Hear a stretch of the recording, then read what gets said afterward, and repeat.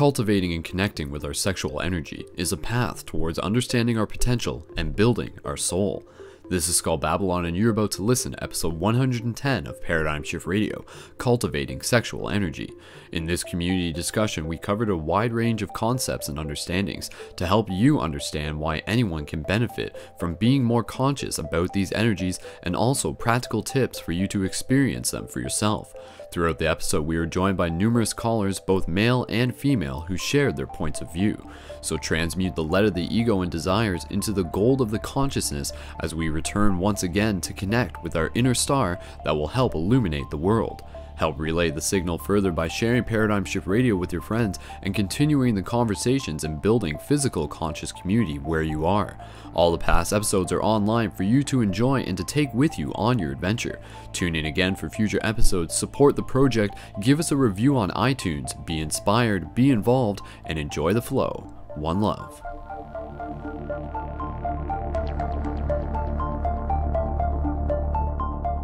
It's quite simple, really.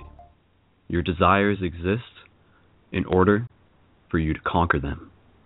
This is Skull Babylon, and you're tuned in for another sexually themed and charged, spiritually energy-rising episode, inspirational and educational Paradigm Shift Radio. Thank you so much, everyone, once again, for tuning in. I am Brendon, and I've been here for 110 episodes at this point, and this episode in itself is something that I've really been looking forward to. Tonight's episode is going to be relating to the themes of cultivating sexual energy. Now, throughout the past in Paradigm Shift Radio, this topic has come up numerous times, yet never have we actually dedicated an entire episode to it. So we're going to get into that, and again, just reminding everyone what this show is. This show is a branch of the Global Community Project, which you can check out more at ParadigmShiftCentral.com, and of course, like Facebook.com/ParadigmShiftRadio.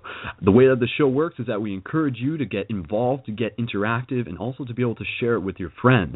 The internet is an interesting place these days, and through our cooperation, we'll be able to reach the far reaches of it by extending our branches outward, by being able to collectively work together as neurons, by sending out a pulse from the main hub, which is this show in this case, and then each one of us relaying that message further, relaying that invitation further, so that people can come here, can find out about this community, can get involved, can feel connected, can know that they're not alone, and also to be able to get educated about, in this case, some Taoist ancient secrets, among other things, and not even just Taoist. This is really ancient stuff. And so what I want to be able to do is, of course, I just want to be able to invite anyone who wants to be a part of this episode to feel free to call in. We got a couple people in the queue, and we're going to bring them on early on, and we're going to get right into this. Of course, there's some things that I want to be able to remind you guys in terms of just community news. One of the simple things is, of course, check out my YouTube channel at youtube.com/SkullBabylon. Subscribe to that. There's a couple new videos that are up there. There's also the playlist for the Paradigm Shift Inspiration Station, and you can check out the community videos through that as well.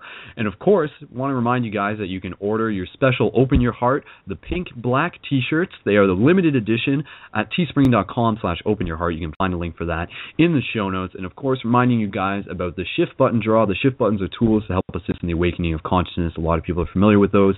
Order those online at ParadigmShiftCentral.com/buttons, or send a message to Facebook.com/ParadigmShiftRadio right now to enter in a draw for this episode.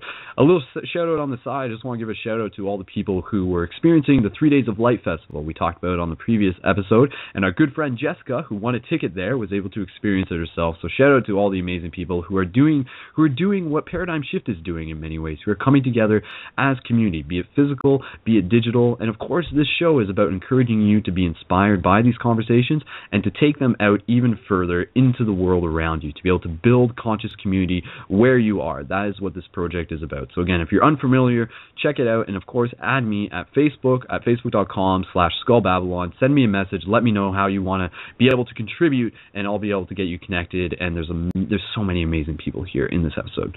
So, moving into the theme of this episode, this is a very interesting topic, and I'm just going to give a little bit of my own introduction, just lay down a little bit of just foundation Before I do that, if I can just get an 1111 from somebody in the live chat to confirm that you guys can hear me okay. And of course, shout out to anybody in the live chat. Feel free to post your profiles at any time. Use this show as a platform for you guys to be able to connect with each other, to add more friends. There's 30 users in the live chat. Theoretically, that's 30 Facebook profiles, 30 new friends for you right there. And if you're not in the live chat, add your profile to the comments of this blog talk link. Just scroll down, you can post there. Super easy. There's the 1111. Thank you guys. Perfect. We're good to move on. So, cultivating sexual energy. I think when we're talking about this subject, we sort of have to just look at what society has sort of presented to us as being our understanding of sex. Obviously, when we think about sex, we think it's this very physical thing. Yet often, or very rarely do we often look at the spiritual energies associated with it. People are drawn to the idea of having sex because they know that the orgasm feels really, really, really, really good. Why does it feel really good? That's an interesting question. One idea is that in itself is like tasting the godness within us. It is a mere glimpse of it.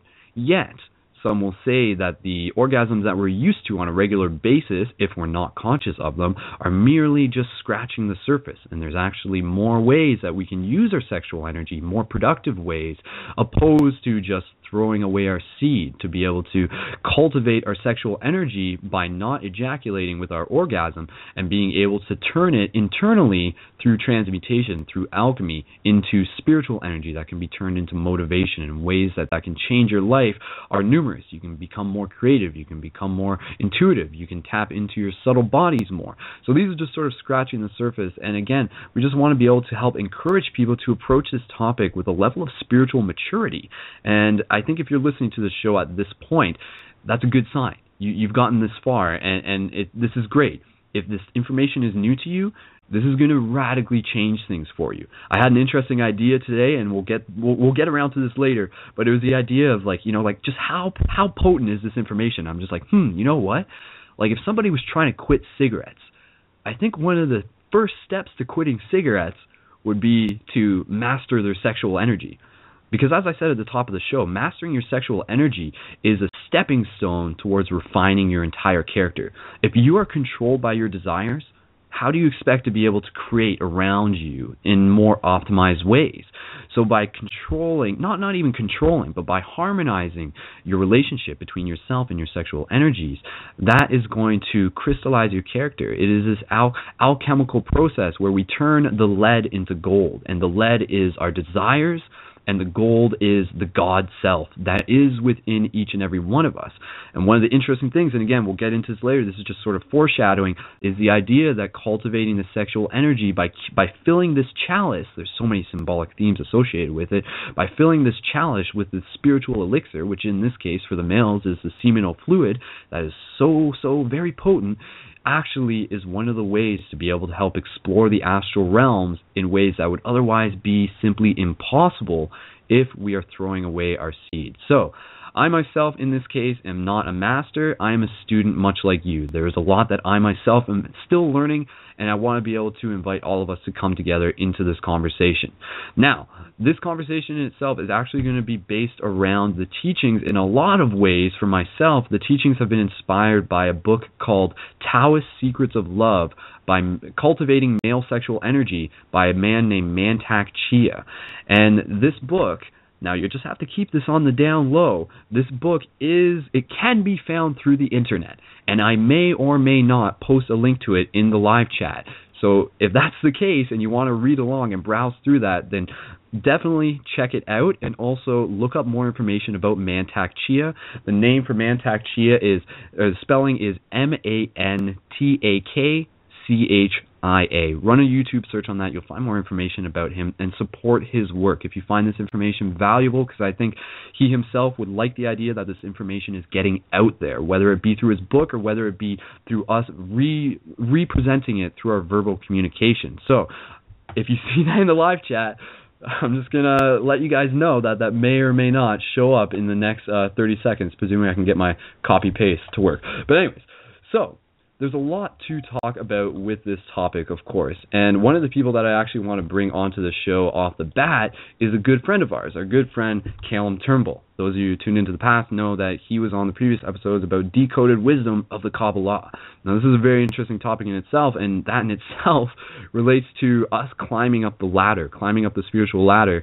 And again, creating harmony between the physicalness of our body and the subtle body, the energetic body that equally is us, that is the godness coming through us. And again, at this point, with the theme of spiritual maturity, when we're talking about godness, we're talking about sourceness, we're talking about lightness, we're talking about more to this reality-ness than meets the eye, Transformer style, theoretically, sort of.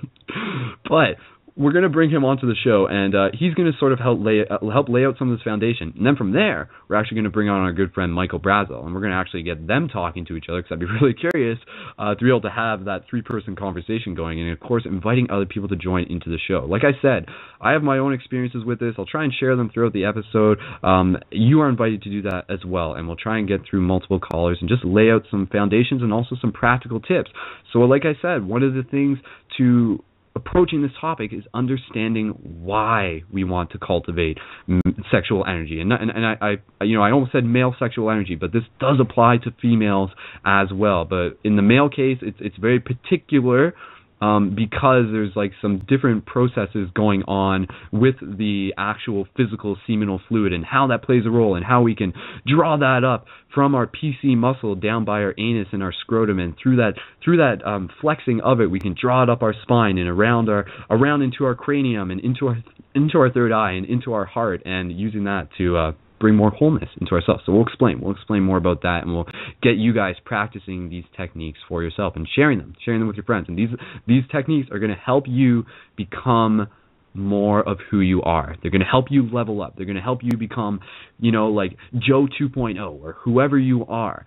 And I can testify that through my own experience. If you're a person much like myself who went through the process for many years where I was masturbating every night, not even just, masturbating and ejaculation are two separate things. But there was a process, like many other young men, where we ejaculated every single night because it put us to sleep and we were addicted to porn and we didn't know what we were actually doing. Little did we know we were taking away our vital energy that was slowly, destroying us by not having it in us.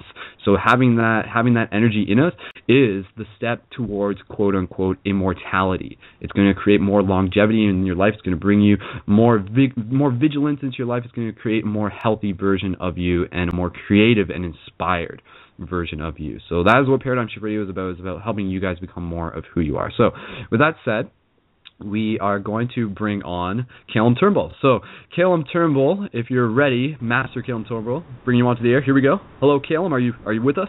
Yes, sir. Awesome. All right, good sir. Welcome back to the show. Thank you for joining us.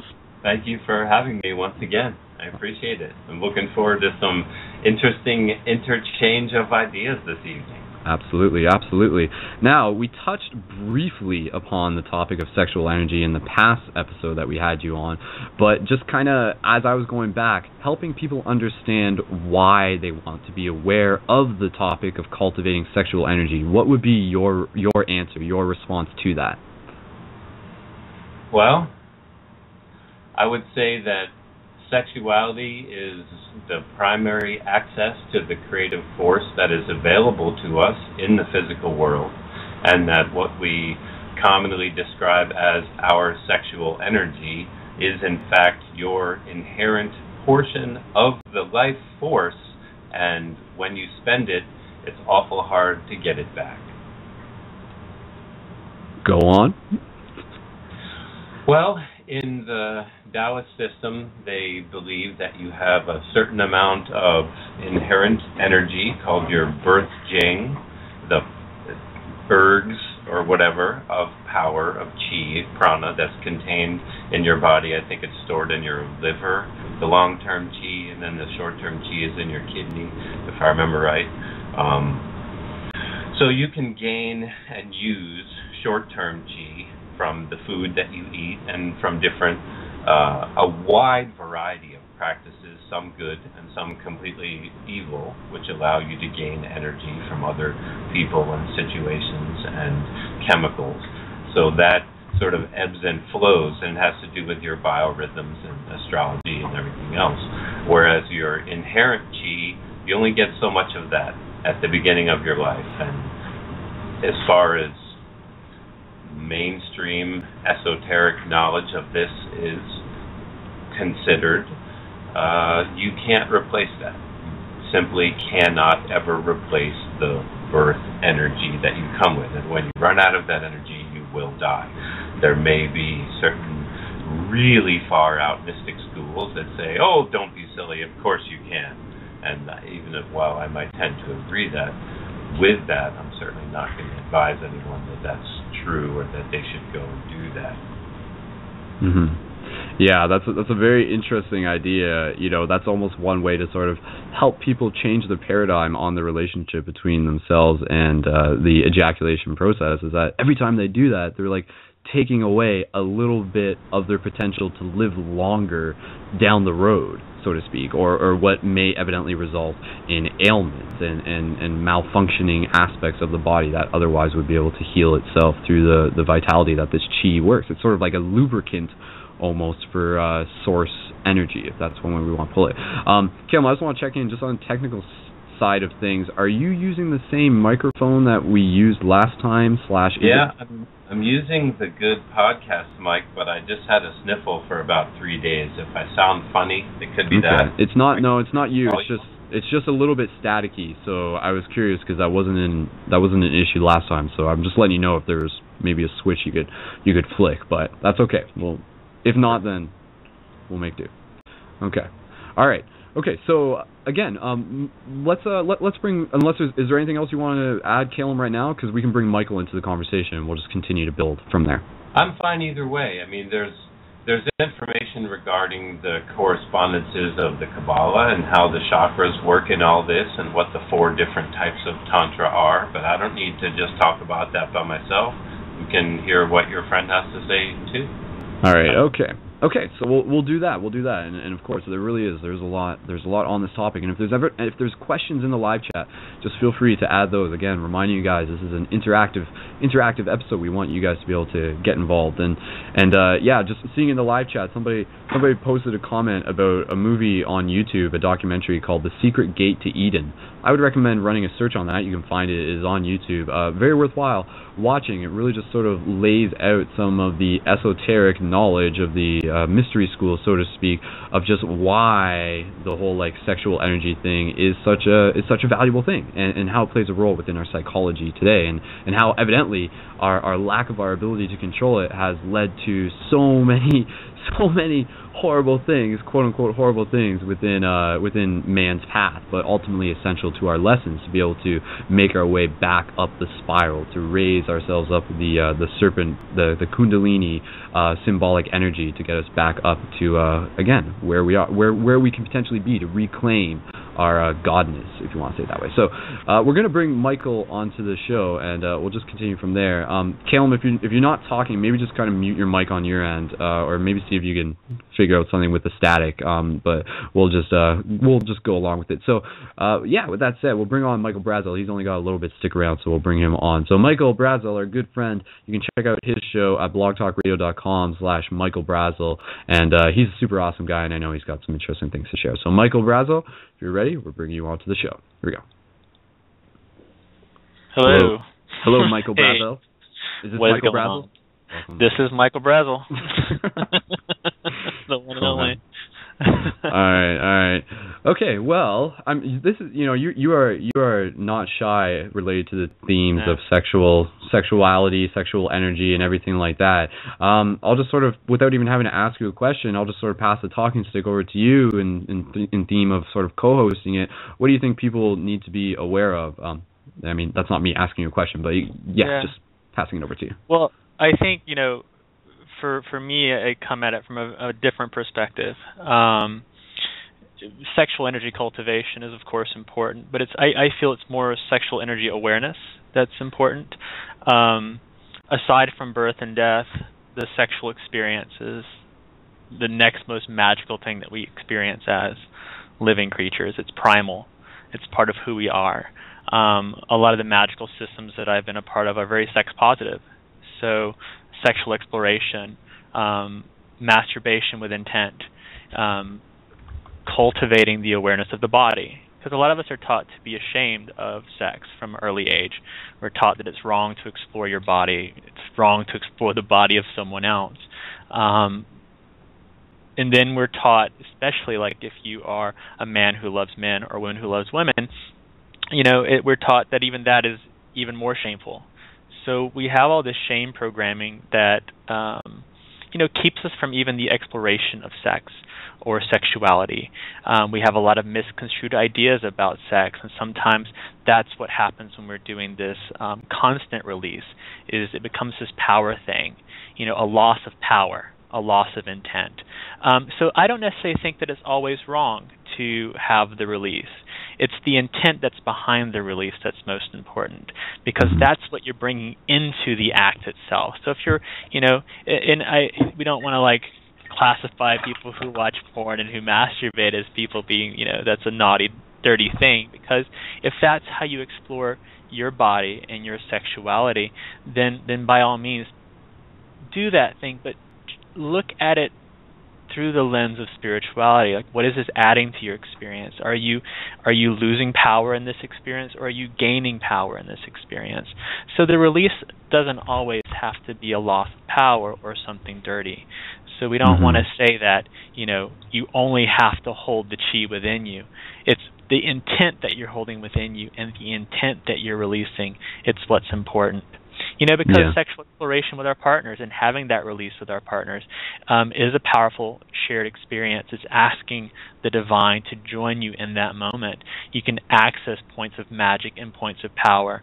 And in some of the witchcraft traditions that I've studied, you use that sexual release as the point of access, because that is a direct transmission of divinity into that moment. And especially if you're sharing it with someone else, you're cultivating that energy and you're building up to that through the sex act. If your penis is penetrating and then you're kissing and you're running this current of energy between yourself and your partner, it's cultivating that energy. And the idea is you don't want to have, the quick release. If you want to build into it, we want to ritualize it. We want to come back to thinking that sex is something sacred, because it is. And we have a hookup culture now. So sex has been demonized over time. Sex is also morphed and changed over time, and how we cultivate sex and how we respond to even hearing the words like penis and vagina, and breasts. If we're having difficulty with those words, this is going to be a difficult conversation to have, because these are words that we have to say when we talk about sex and sexuality. But we also be mindful of the intent, and that's a big thing. Intent is very magical, and because that's what we're putting into the act itself. So regardless of how you view sex and how you move through the act of cultivating the awareness of your body, be mindful of your intent going into that. Is there shame there? Is there some overculture or parental programming that you're working through? And let yourself, not be afraid to explore. Release if you feel the need to release, but be mindful of what you're giving away and what you're bringing in through the act of release. Yeah. Again, because there's a lot of different angles to approach this. One of the ones that I'm really interested in is that, when you're in that moment of orgasm, there's like a portal of energy that opens up, and there's energy coming into you and also going out of you. And this is something we can get more into this throughout the discussion, but there's also the idea of be very, very mindful of what is on your mind at that moment of orgasm, because you are literally sending out like a huge pulse out into the universe that will respond back to you. So it's a very interesting thing, because then you get into this idea that you can actually use the moment of orgasm to cast a spell, so to speak, to project an intent. And that can be, that's where you get into sort of the black tantric side of things, which can get very sketchy, so to speak, some people will say.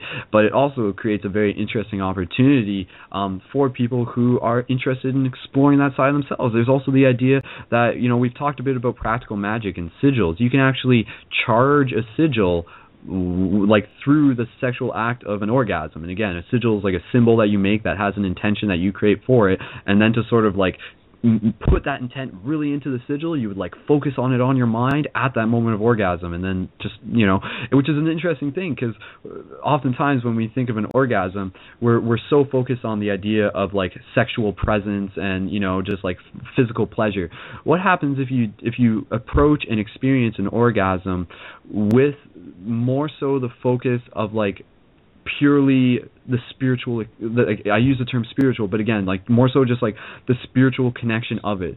So like that's something you can practice. Try having an orgasm free of like sexual thoughts, so to speak, and really just focus on that as like a mini psychedelic experience, because it is. And again, we've said before, psychedelics has nothing to do with just entheogens. It is that opening up to be able to see the godness around you, the Delos. There's a lot of things obviously we can continue to talk about. We'll bring Cale back on, and I'd like to again get into some of the practical techniques that we can offer off to people. And I know there's so many of them. So Cale, you're back on the air. All right. Okay, the static's okay. It's still there, but we'll make do. It is what it is. But yeah, just passing it over to you. You can either. Right now, yeah. Let's just focus on a direction. What are some of the practical techniques that you can offer people in theme with cultivating sexual energy? Well, what we're calling sexual energy is really the difference in polarities between any two things that are in an intimate relationship, that are close enough to share their electromagnetic fields and are seeking to open up and form some sort of equilibrium between them. And you could argue that all human interaction is sexual by that definition, and that every exchange of power between two poles of energy also qualifies as being sexual.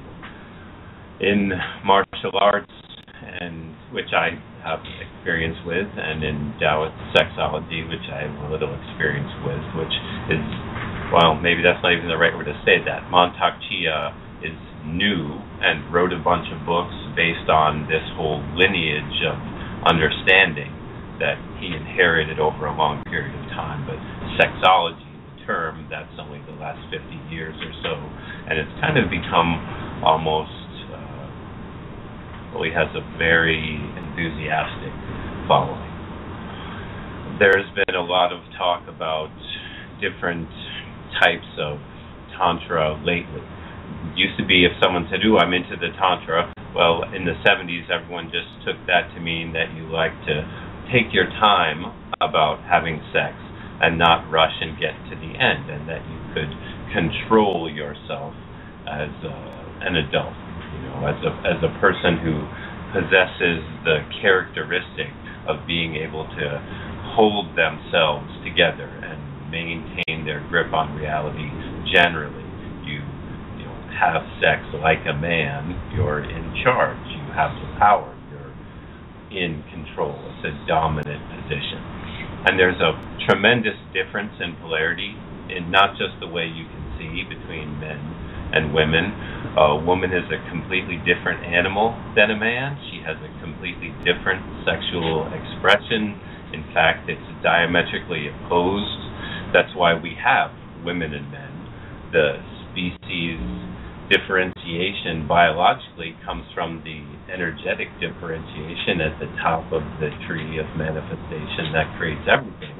The Lord and the Lady, masculine and feminine, yang and yin. That's why we have boys and girls. That's why you have a right hand and a left hand, and a right eye and a left eye, and a right brain and a left brain. So everything in existence is trying to return to a state of dynamic equilibrium within whatever its field of influence is. And that's one reason that people don't want to be involved in other people's trouble. And that's another reason that people tend to really resent anyone that, for whatever wonderful, good intention reason, is trying to, wake them up to the troubles of the world. People that live in a happy bubble want to stay in a happy bubble. It takes energy to create it and keep it working. Mm-hmm. So we're all in this little machine that's working on the same plan and blueprint as everything in the multiverse, and you can take the ladder or the tesseract or the pentagram or many of the different sacred geometric drawings of all these different religious traditions, and as that movie that you mentioned did, which I watched, and I thought that was fairly good. It did a nice job of taking a survey of all this different religious and mystical tradition and showing how it all kind of fits together and looks exactly the same, which I'm totally on board with. I just think that movie left out a couple real important things and pretty much drew the wrong conclusion, which was very strange because it seemed to be coming from the standpoint of, hey, the Bible's not literally true. It's actually symbolic about this. But then when they got to the most kind of funky esoteric stuff, it presented it as being literally true, which, if it is literally true that God's angels directed men and women to have some sort of sacred sexual union and only produce offspring when they were told by the angels who were watching and telling them how to do it, that sounds more like creepy space aliens than any kind of divine being that is actually trying to make something beautiful for the human race. So the whole thing kind of broke down for me there, and it missed out on the whole upper truth of what the water really is, and they're still teaching the tree in an incorrect and broken fashion. Right. And if you're teaching the broken tree and completely ignoring the crossways part, which is the moon, which is the divine feminine, which is the expression of everything that makes life interesting and fantastic and varied and beautiful and textured, and has also been portrayed throughout all sacred symbolism throughout the entire history of mankind. If you're missing that, you're missing the whole point, in my opinion.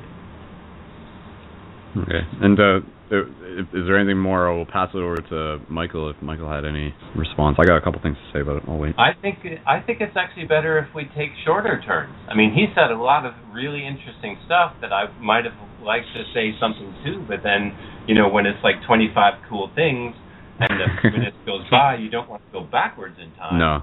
So a short turn is fine. Yeah, let's hear I want to hear your friend. Okay.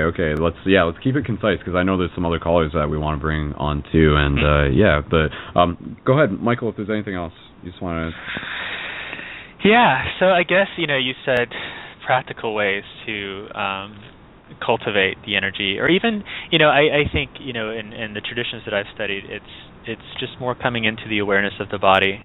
So many of us are even ashamed to look at ourselves in the mirror, and during the act of sexual exploration, either with ourselves or with someone else, many of us are escaping the moment by, like you said earlier, we're thinking about some sexualized act, or we're watching pornography, or even when with our partner, sometimes we're not even present in the act of this divine communion, and it's something that is beautiful and wonderful. So some of the practical things that I suggest to clients of mine or to individuals who are looking just to reconnect to their tactile spirituality is to just explore your body. Stand in front of the mirror, look at yourself honestly, be naked with yourself. If you are going to engage in the act of sex with yourself or even with someone else, make it a mindful experience. Let yourself be present. Explore your partner's body. Explore your own body. Something I suggest too for later in the show is to have. I'd love to hear females call in to talk about the female perspective, because none of us will be able to really talk about that. As much as we may theorize about it. Yeah, I could guess. We could guess, but it'd be great to hear some female perspective. But to really explore your partner's body, really explore your own body. With the act of release, it doesn't have to be quick and dirty. It can be something that, you explore your penis, explore your testicles, explore your anus, explore your body in its fullness, and let yourself have that experience. A lot of us don't even have that experience. Many of us probably haven't even seen our testicles. It's really important to understand the parts of your body, understanding the purpose of the testicles, understanding the purpose of the penis and the different parts of the penis. But it's important for us to, as magical, spiritual, or energy workers, to not be ashamed to talk about these parts of our bodies. They are beautiful, and they are very powerful, and they're very potent, as far as, engaging our path more fully. Definitely. Yeah. So go have fun with it. And again, I think it's the idea of having fun with the idea of moderation. Kind of going back to what I was focusing on, I think what I'm personally interested in, and that's the beauty of the show, is that we're all sort of bringing our own point of view, is the idea that, for me, I see the whole topic of cultivating sexual energy and understanding and changing our relationship with sexual energy as a chance for us to refine our willpower. Willpower is one of the things that helps us shape this world. And for those of you who haven't practiced this yet, who are in the process of just nonchalantly just ejaculating every day or every other day and not really thinking much about it, try an experiment where you retain your seed, and without even having to do any particular special breathing exercises, which there are the special breathing exercises, and we'll get into those. You can already notice a difference. For myself, it's interesting because it's sort of reversed the table, where I'll notice a huge difference where I'll feel sometimes, and this is a topic in itself, how can we have an orgasm without it depleting our energy, but we can actually retain it? And this goes back to the ancient idea of onking. Onking is the symbol in Egyptian mythology with the sort of cross with the circle on top. That in itself, as many would explain, is actually symbolic of the sexual orgasm, sort of the energy going up, but then looping back down into the heart. One of the ways that you would guide this is really to do with visualization, which is, I'll explain more as I go along, but that would be a huge practical tip for somebody who wants to explore their own spirituality, is to practice their willpower by refraining from having an orgasm. And of course, maybe you can still masturbate, but you don't have to have an orgasm. And then there's the whole idea that the orgasm and ejaculation are two separate things. And from my own experience, through my own experimentation back when I was, in the day and stuff like that, I've actually been able to experience for myself having an orgasm without ejaculating. I'll be honest, I've only successfully really done it once. I don't practice it as much anymore because I'm more focused on just retaining it to begin with, and there's a very slim chance of being able to do it properly. But what made it possible for me was the idea of understanding the subtle energies, or understanding the subtle muscles that are being controlled by our mind, and realizing that our mind is capable of controlling them, and realizing that there's the orgasm itself, which is the spiritual energetic thing, the thing that the doctors will never be able to measure with a scalpel, and then there's the ejaculation, which is the physical reaction, which is caused by muscle convulsion.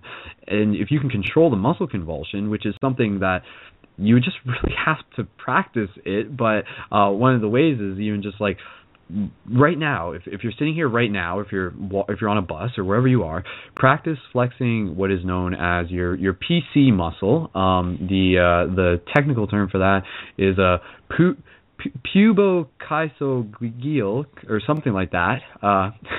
But that muscle is, again, it's the muscle sort of it's pretty much when we flex our anus, that is pretty much the same muscle. But when we do that, there's, again, I touched on this earlier, there's this technique where you have the ability to sort of it's sort of opening and closing a little valve. And when we do that and breathe and take a deep breath with a straight spine, we can imagine that we're drawing that energy up our spine, raising it up through the spinal fluid, through the spinal cord, and then again, that's where it goes up into the brain. And then when it gets into the brain, it's going into the center of the brain, into the place that is receiving light, also known as the pineal gland. So, a lot of people are just whoa, the pineal gland, I love the pineal gland. What's this about the pineal gland? Well, one of the best ways to make the most of your pineal gland is to combine it with the sexual awareness and the sexual practice through these techniques. And I think we'll bring on one of our friends, Michael, is actually going to join us, and he's probably going to have some good techniques he can share on this. And Michael Brazel, do you have to leave us shortly? No, I have still a little bit more time. A little bit more time? Okay. All right. Yeah. Okay. Cool. Yeah, and again, just hitting upon what Cale and what Michael have been talking about, I think it's super important when you can approach having sex as something with a mature attitude. It was interesting because on the way home from my doing my Spider-Man stuff at a kid's birthday party, where coincidentally I taught them all about the most important superpower of all, which is the power of love. So that's another story, and many of you have heard it before. As I was driving home, there was a story on the radio station from a local college, and it was all just about sex. And they did a whole broadcasted hour all about sex, and never touched upon the whole sexual, spiritual energy associations with it, which again just goes to show that this information is not really on the mainstream. And then when they did interviews with students and stuff like that, it was totally what you would expect, it was asking them what are their thoughts on sex, between doing it for pleasure and doing it for an emotional connection. And a lot of them were like, oh yeah, well, sometimes when I'm just really horny and I'll just be at a party and it will just feel good, and me and the person will just be mutual about it, and both of us will just be doing it for the physical side. And I'm not just, even though I said that in a male voice, the exact same thing was said from a female voice as well. Literally, the female just said, sometimes you just want the physical. But again, that's the desire. That's something where we can use our willpower to overcome that, to sort of not give into it, because it's so easy to give into it.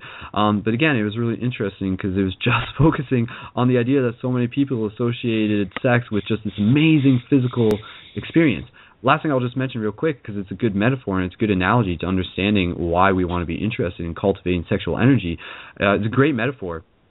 When we think of an orgasm, it's addictive, and it's addictive in a lot of ways because it feels so good, and it's very reminiscent of having a delicious piece of candy or chocolate or something like that. And it's something where our desire is just more. That was good. I want to have more. So imagine in your life, in your spiritual path, you're walking down a hall, and then in front of you is a little piece of candy on the ground.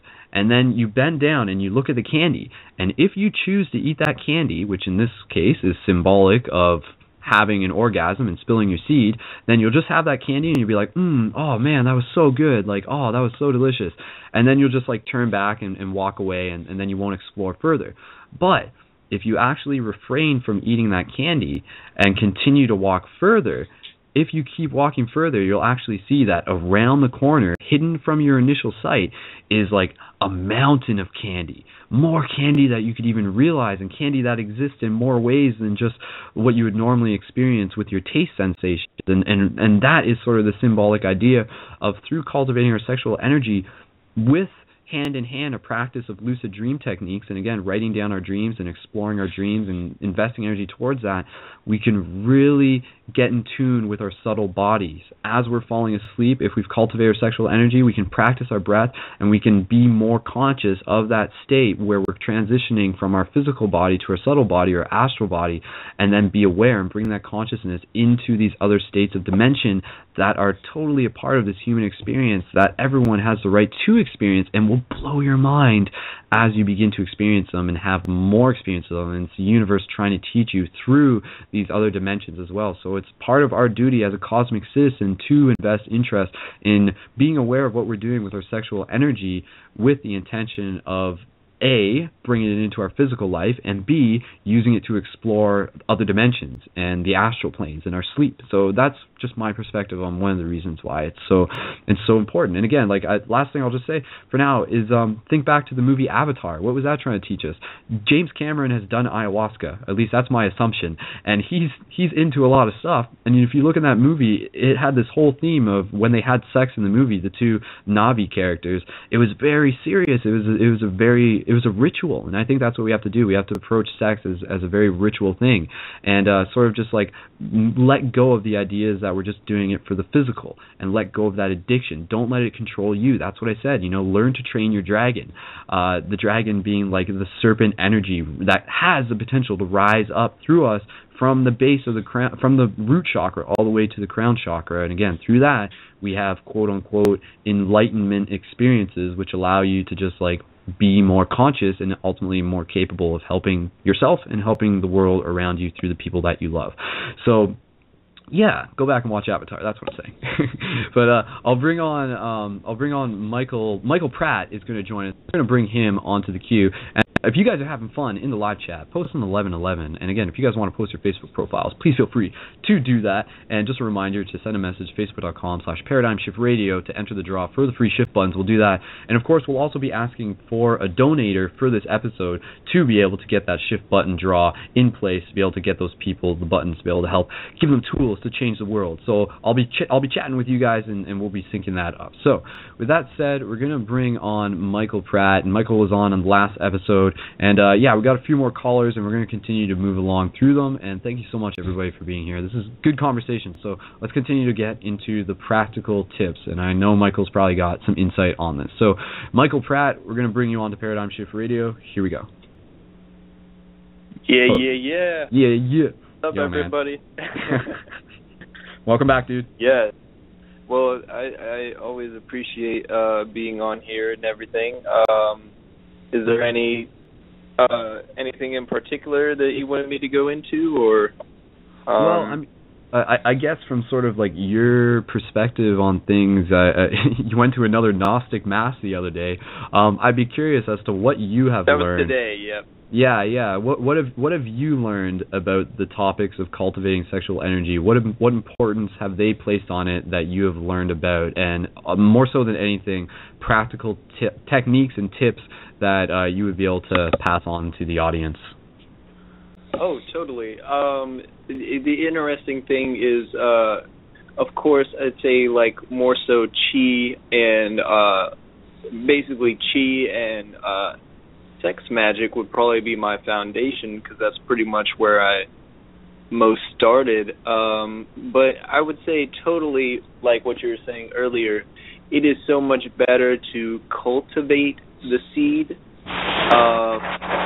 It is so much better to do that, because it's kind of like a thing, it's like you've got a cup of water or something, and say this is only going to last you the whole day pretty much.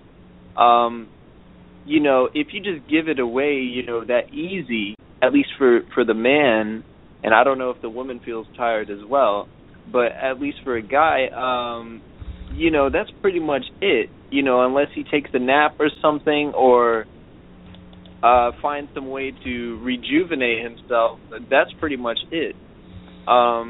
So what I would say is, at least from my experience, it's always been really good to cultivate that energy, or just help it rise as much as you can. You know, when you get into basically the Kundalini, you know, there's a lot of breathing practices that go with it as well, but it really is just basically just channeling up sexual energy. Even if you look at, say, characters like Bruce Lee or such, you know, what that really is just channeling that sexual energy and using it in basically martial arts. You know, it's basically, you know, same concept. So, does that kind of touch upon some things, or? Yeah. Interrupt for 1 second. Go ahead, Cale. Yep. Red Tantra, Bruce Lee's using, not the black Tantra or the white Tantra. That's the red Tantra, the super physical thrill power of being the ultimate athlete. Other than that, yeah, I'm totally down with what you're saying, man.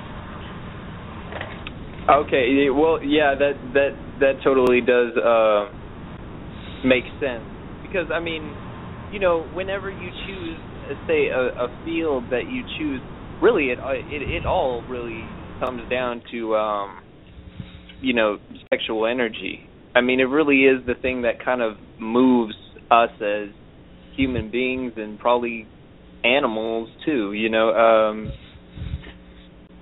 But basically, in the Gnostic Mass, which Andy and I went to today, you know, it is a ritual that, of course, you know, basically you go through, and the whole element really behind that, and the members of the OTO did explain this, that really in the Gnostic Mass is pretty much the most sexual thing that you're really going to get.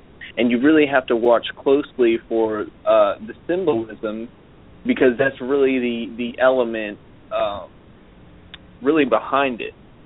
And it's probably one of the strongest ways that a person can achieve a state of altered consciousness, if that makes sense. Do you want any personal experiences that you've had from that? Like, how has cultivating sexual energy benefited your path, Michael? Oh, well, just kind of like you said, Brendon, basically it takes a lot of discipline, and I'm saying this only from my personal experience. And to be honest, I've had sexual partners, but not that many in that sense. So I'm very careful who I choose to make love to, and that's really good just on an energetic level. You want to make sure everybody's clean. But basically, like, you can there's what they call the holdback techniques, and there's a good book called Tao of Sexology, I believe. And another one, a great teacher of mine, well, I didn't learn from him personally, but he passed away, but he wrote this excellent book in the 70s or 80s called Jewel in the Lotus, the higher path, the tantric higher path to higher consciousness by Sunyata Saraswati. And it explains in there basically that whenever you're making love or whatever, okay, make sure to breathe and really focus on the breath, but also be careful of your mind. Because if you start thinking about how beautiful and how sensual this is, and the whole thing in your mind starts wondering, at least for the man, he may not last as long as he wants to. So what you have to do is like Brendon was saying, is you want to pull up your PC muscles as much as you can. Strengthen those muscles. That's really the key, because if you strengthen those muscles, you really can pass that point of, like, when a person's about to climax. Like, you really can pass that. It's kind of like holding back a sneeze. But you can do it. Sometimes it's just way too strong, and a person just needs to go. But if you can, what they say in that book is basically pull it up 7 times, and if you do it right, and you do it with that intention and that focus, and basically the microcosmic orbit, you will basically have the most amazing, ecstatic, body vibrating, like you go into like a little seizure. It's the most beautiful thing I've probably ever experienced, and you can reach that level, but it takes discipline in doing the practice. Oh, got a little bonus noise on the background there. Is that from Brazil? Maybe? Mike, were you moving stuff? Maybe? Okay. No. All right. Okay. Yeah, well... Does that make sense? That does, Michael. Thank you, Michael Pratt. I think just one thing I'll just add here, and then we're going to have a female join us on the show. Our good friend Kristen is in the queue. One of the things that I think people need to just keep in mind is the power of using the imagination while you're doing these practical techniques to draw energy up. So again, imagine, the testes hold this elixir, this spiritual energy. The testes are like, they create life. That is amazing. And the sexual energy that we are isn't just, that's just a term that we sort of use to classify this small fragment of this energy.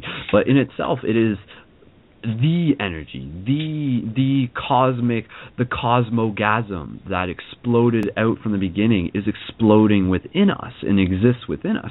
So when we're drawing, when we're tightening the PC muscle, and guys can do this throughout the day, really put emphasis on visualizing it, and if it helps, close your eyes and just put your focus on the idea that, you know, you're slowly just focusing on a point up from your genitals and slowly up your spine with a big inhale, and then around through the top of your head, and if you're doing it enough, you can actually sort of feel a little bit of a tingling sensation within your third eye, and then you bring it up to your third eye, and then the exhale, you can sort of bring it into your heart, and then you can sort of repeat this process and then bring it even down into the lower dantian, which is just, you know, a couple fingers below the navel. And but I just want to emphasize the importance of using your visualization, and this will even work during the practices of when you're having sex. Oftentimes, like Michael was saying, it's so easy to get overwhelmed by the desire for the physical sensation, but one of the secrets with the orgasm is that if you sort of hold off on it, if you're committing to doing it, if you sort of hold off on just having it right away, but sort of allow yourself to stop, breathe, take some breath, relax with your partner, and it's good to have a partner who can cooperate with this on this process, and then to sort of continue a bit, and then to sort of use the visualization with the exhale to disperse the energy out into your body, move it out from your genitals, in through your core, in through your other solar plexus, your chakras, and down out to your fingers, and just observe that. Like, the act of having sex is a great way to be able to just acknowledge and experience these subtle energies and the idea of chi. And then you get the idea of there's chi, which is, you know, this life force energy, and then there's qing, which talks about by Mantak Chi in the book, the Cultivating Male Sexual Energy. And qing is like the more stronger build up, the more concentrated form of chi. That's an interesting thing in itself. And just encouraging the guys throughout the day, if you're just doing that, just sort of like visualize, you know, every now and then, take a breath, flex your PC muscle, get familiar with that, and then draw it up around through the back of your spine, up into your head, feel it in the back of your neck a bit, into your third eye, down into your heart, down back into your lower dantian, and back into the genitals. And Michael said that this is the mini microcosm orbit. The idea behind that is that the same orbit that exists in the planet, that is the toroidal field, because this orbit that we're following, this path that I'm referring to, is like the sort of nexus point of the toroidal field that is around all of us. That's the donut shape that is around all of us, as sort of the map as to how things flow up and flow in, and that in itself is the yin-yang as well. And just like using that throughout the day to sort of just cultivate that energy and then put it into other things. Use it to be more creative. Definitely for me, through my own experience, it's worthwhile for me to use that energy for all of the shifty stuff that I have to do. Straight up fact. If I was like masturbating, if I was ejaculating every single day, I wouldn't be able to keep up the pace that I'm capable of keeping up. And the stuff that I'm doing, it's not even just for me. So I mean, you know, this is sort of the idea of the white tantric path, where they talk about the idea of being able to make sacrifices for others. That is like such a key thing. So when you're doing this cultivating sexual energy for yourself, do it as a way for yourself to be able to sacrifice a bit of your impulse towards desire to be able to help others. And the more you give, the more you get, sort of thing. We've said that before. Okay, we'll bring on Kristen. I know you guys got a lot to add, and definitely there's some more stuff to talk about. You know, there's like different postures. Cale can talk to us about some like the deer posture and things like that, I'm sure. We'll get into that, and we'll bring Kristen on. And definitely, if anybody is interested in that book that I talked about, the Taoist Secrets of Love, Cultivating Male Sexual Energy by Mantak Chia, send me a message on Facebook at facebook.com/SkullBabylon, and I will hook you up with that on the DL. So we're going to bring on Kristen. Kristen is calling in from Skype. Funky Bunky, and cool Skype name, Kristen. Yeah, that's her. That's her. All right, so this is our good friend Kristen. She's actually one of the admins for Paradigm Shift Vacaville, which is in California. And, of course, reminding people that there are Paradigm Shift communities all across the world. Part of the show is encouraging you guys to create your own physical communities, and you can find information through the website or listen to episode 106 of Paradigm Shift Radio. If you haven't yet, all the information is laid out there. So, Kristen, from Vacaville, Paradigm Shift, we are going to bring you onto the show. Here we go. Hello, Kristen. Hello? Is Kristen's mic muted? Maybe it is. Brendon, is this... Oh, hello? It's Lisa. This is Lisa. Okay. Michael, you lied to me. That's not... Well, Vunk, hold on. Oh, my bad. Lisa, Vunk. Okay. So Lisa, welcome to Paradigm Shift Radio. Oh, okay, yeah, Kristen's calling in with the... Oh, it all makes sense now. Okay, well, we can bring Kristen on too in a second. Lisa, You want to bring her on first and come back to me? Please, I didn't want to interrupt your flow. I can get my goddess on and whenever. Oh, okay. If you're okay, since you've said that, let's do that. Let's bring Kristen on, but then we'll let you two sort of bounce some ideas back and forth, and we'll get the feminine side of this whole topic of cultivating sexual energy. Because again, this isn't just something for the males, and it's a really useful. In the documentary, The Secret Gate to Eden, it talks about the idea of like the union between two people, between the male and female, being to like enter back into heaven together. So. Heaven, yeah. That is such a key part for our women to be on board with what our men are also doing, and knowing that their support is a huge aspect to our collective dyadic synergetic growth. That's the idea, the synergy between the union of one person and another person. So, okay, Lisa, stay put, and we'll bring on Kristen, and then we'll continue on from there. We got a couple of other callers. I think Andy's going to be joining us after this, so get ready for that one. And we'll bring Kristen on in the meantime. So, Kristen, if you're ready, we're bringing you on to Paradigm Shift Radio. Here we go. Hello. Hi, Kristen. Welcome to Paradigm Shift Radio. Hi. All right, got it. Okay. So, all right. Well, Kristen. Okay. Go ahead. Just talk away. Oh. It's all you. Okay. Well, I love the topic of sex. I love everything about it and what it entails. And my experience right now is I haven't had sex in a while, and I know that kind of sucks for my husband in a way, but I feel that it's necessary because while meditating, I get like a sensation in my genital area, and I feel that it's amazing. And I've had a few experiences as well with lucid dreaming and sex, and it feels so real, like it was actually happening. And I wake up and I'm just like, what? And it kind of confuses me in my real life, but I'm like, okay, well, where is this coming from, and who was this other person? And because I sort of have like a faith on this person, but not really quite sure if it's that person. And sometimes in my sleep, I'll kind of wake up humping my pillow. I've done that before. Yeah, it happens. And I'm just like, oh man. So, but in my real life, I haven't really been feeling quite as much, I guess, horny for another person necessarily. I've just been feeling like I want to explore more of my spirituality and seeing where that takes me. And I know, my husband and stuff, but it's just I feel that it's necessary. And I also wanted to say, too, when I have had sex, I've had the breathing technique, and I have felt my body vibrating all over the place. Where there you go. And I did feel like I was kind of seizuring a little bit. I was like, what's going on with me? This is scary in a way. And so, like, my hands would kind of clench up, and my mouth kind of close a little bit. I couldn't, like, smile or do anything. And so I had to stop. I was like, okay, I need to just let this, whatever this is happening, I need to stop real quick. And but I don't know, it was very interesting, but I need to probably practice that again and see. But as a young age, I was always really interested in sex and playing with myself. And I know, like, my mom would catch me and stuff, and I would feel ashamed and like, and and I always thought it was something bad for me to do, but I always grew up doing it anyway.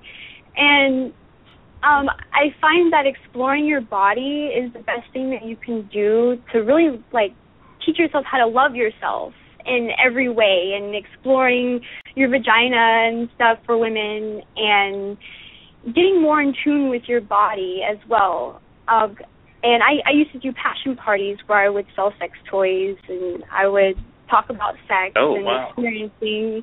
Yeah, but I found that, you know, I didn't really want to do that anymore. I mean, yeah, I'll pass the information on, but now that I'm actually starting to get more into spirituality, it didn't really interest me in selling sex toys. So I kind of went a different direction in my life. And yeah, I mean, I love orgasms. They are amazing, and the feeling.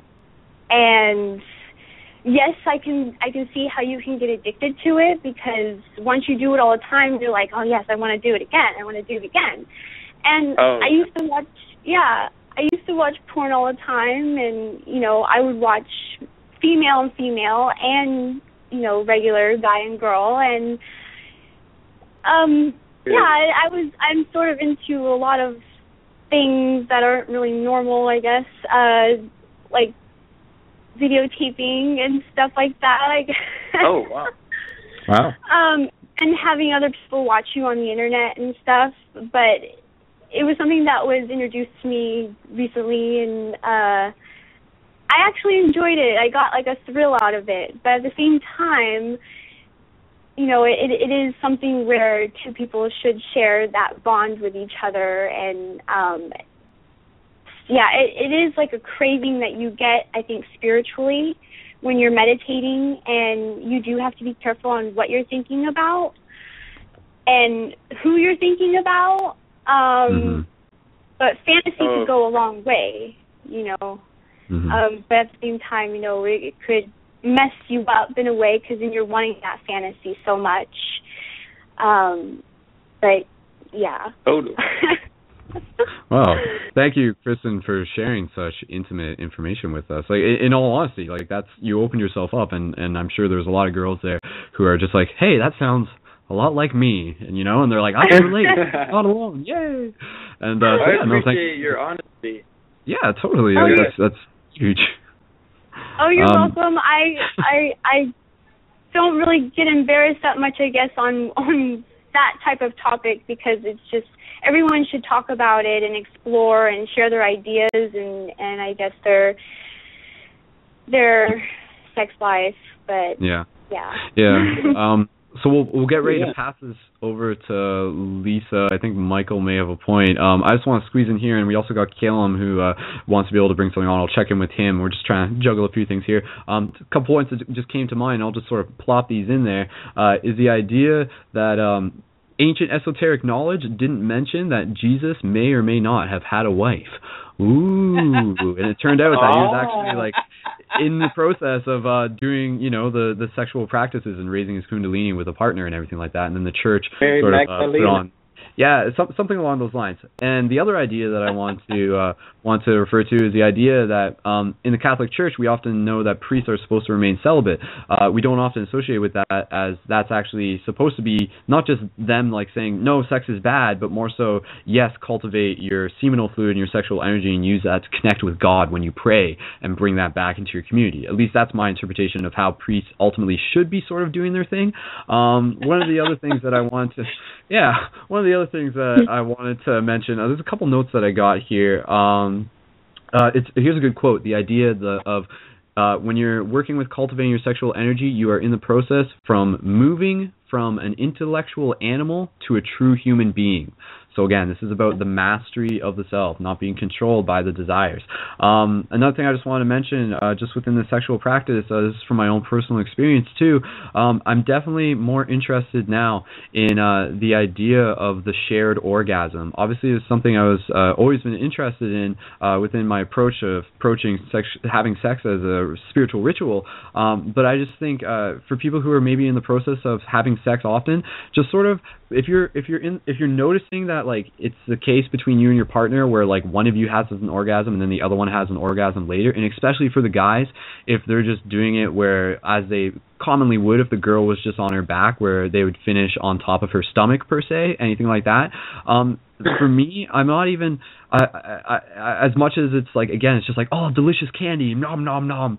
It's not as meaningful as to when you can do it safely with a condom, of course, but to actually like to have that orgasm in with the person when you are merged with them, when you're in that union of being in that oneness with someone, which again is like so powerful, so powerful. And again, especially if both of you are connecting with your intent at that moment and like projecting, you know, like I've joked about this on before, but you know, if you're having an orgasm, do us all a favor and have the idea of world peace in the back of your mind when you're doing it, and it'll actually go out there. And another thing I was just going to say from a practical tip, when you're actually like in the process of having sex, gently massage the spine of your partner. Gently have your hand there, understanding that your hands are sort of the mediums to sort of move chi around and stuff like that. Gently move their hands up and down their spines, and it's actually a very interesting thing, because at the moment of orgasm, this is through my own communication with partner, is to be able to like have more induced visuals in the moment of orgasm if you're gently massaging the spine, because again, the spine is like really where so much of this energy is. The central nervous system is the main pathway that all this energy is sort of flowing up through, so it creates some very interesting experiences that many of us may not even be fully familiar with. So I mean, the orgasm that you may be used to is not the be-all end-all. There are multiple degrees to the orgasm. Okay, I want to pass over to Lisa, but okay, we'll pass it over. Okay, Michael, I'll just check in with you, and then we'll just pass over to Lisa, and then we'll bring Cale on, then we'll go back to Chris, and then we'll bring Andy on. Michael, I'll pass it back over to you then, if there's anything you just wanted to add. And again, focusing on the practical side of what we're talking about here, stuff that the audience can take with them and bring into their day-to-day lives. That's something I think is really key. Oh, which Michael? Michael Brazel had to leave us about 25 minutes ago. He slowly left. Quietly, yeah, of course, that the only Michael who's on the air right now. So thanks to Michael Brazel. Check out his show, blogtalkradio.com/Michael Brazel. Yeah, Michael Pratt, passing it back to you if there's anything you want to share, and practical tips again. Yes, well, if I gave out a few when I was going on with that whole thing, but basically, like, what you want to do is, you know, I think women do this naturally. To be honest, they don't really need to do a root lock, because you know, their equipment is, you know, a little bit more sufficient to use for. But basically, you know, really, it's the pubococcygeus, the PC muscle. Basically, you can do different sets, like.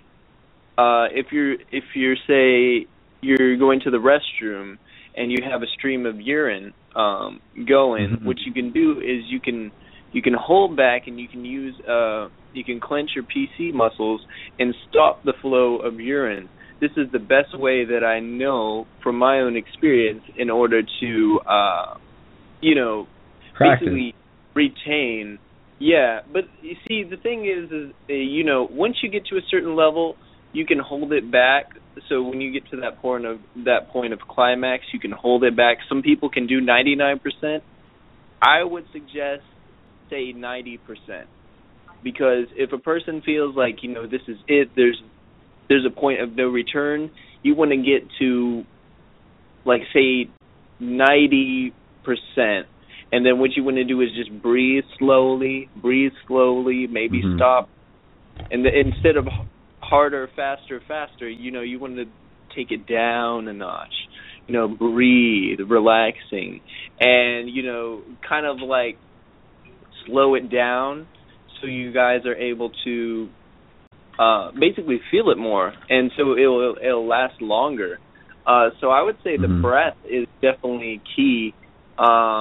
You know, there's different types of breathing you can do. You can hold your breath in, say, for 6 minutes, retain for 3, exhale for 6 seconds, and 6 minutes. Retain for 3. 3, 6, 3, which is basically a pranic breathing. But what you can do is basically that'll really keep you in the flow of things. To be honest, and I know it sounds it sounds silly. From my own experiences and what I've experienced is you cannot really do a super fast, roller coaster, sexual experience and get the full body orgasm. The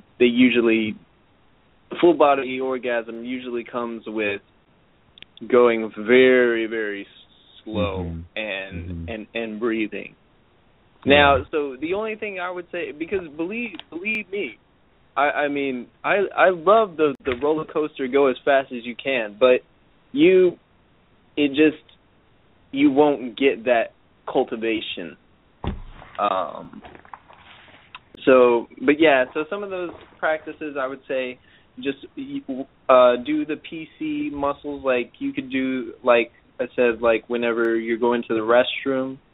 And just imagine, say, that when you're peeing or whatever, that's the same as, if a person was about to ejaculate or something.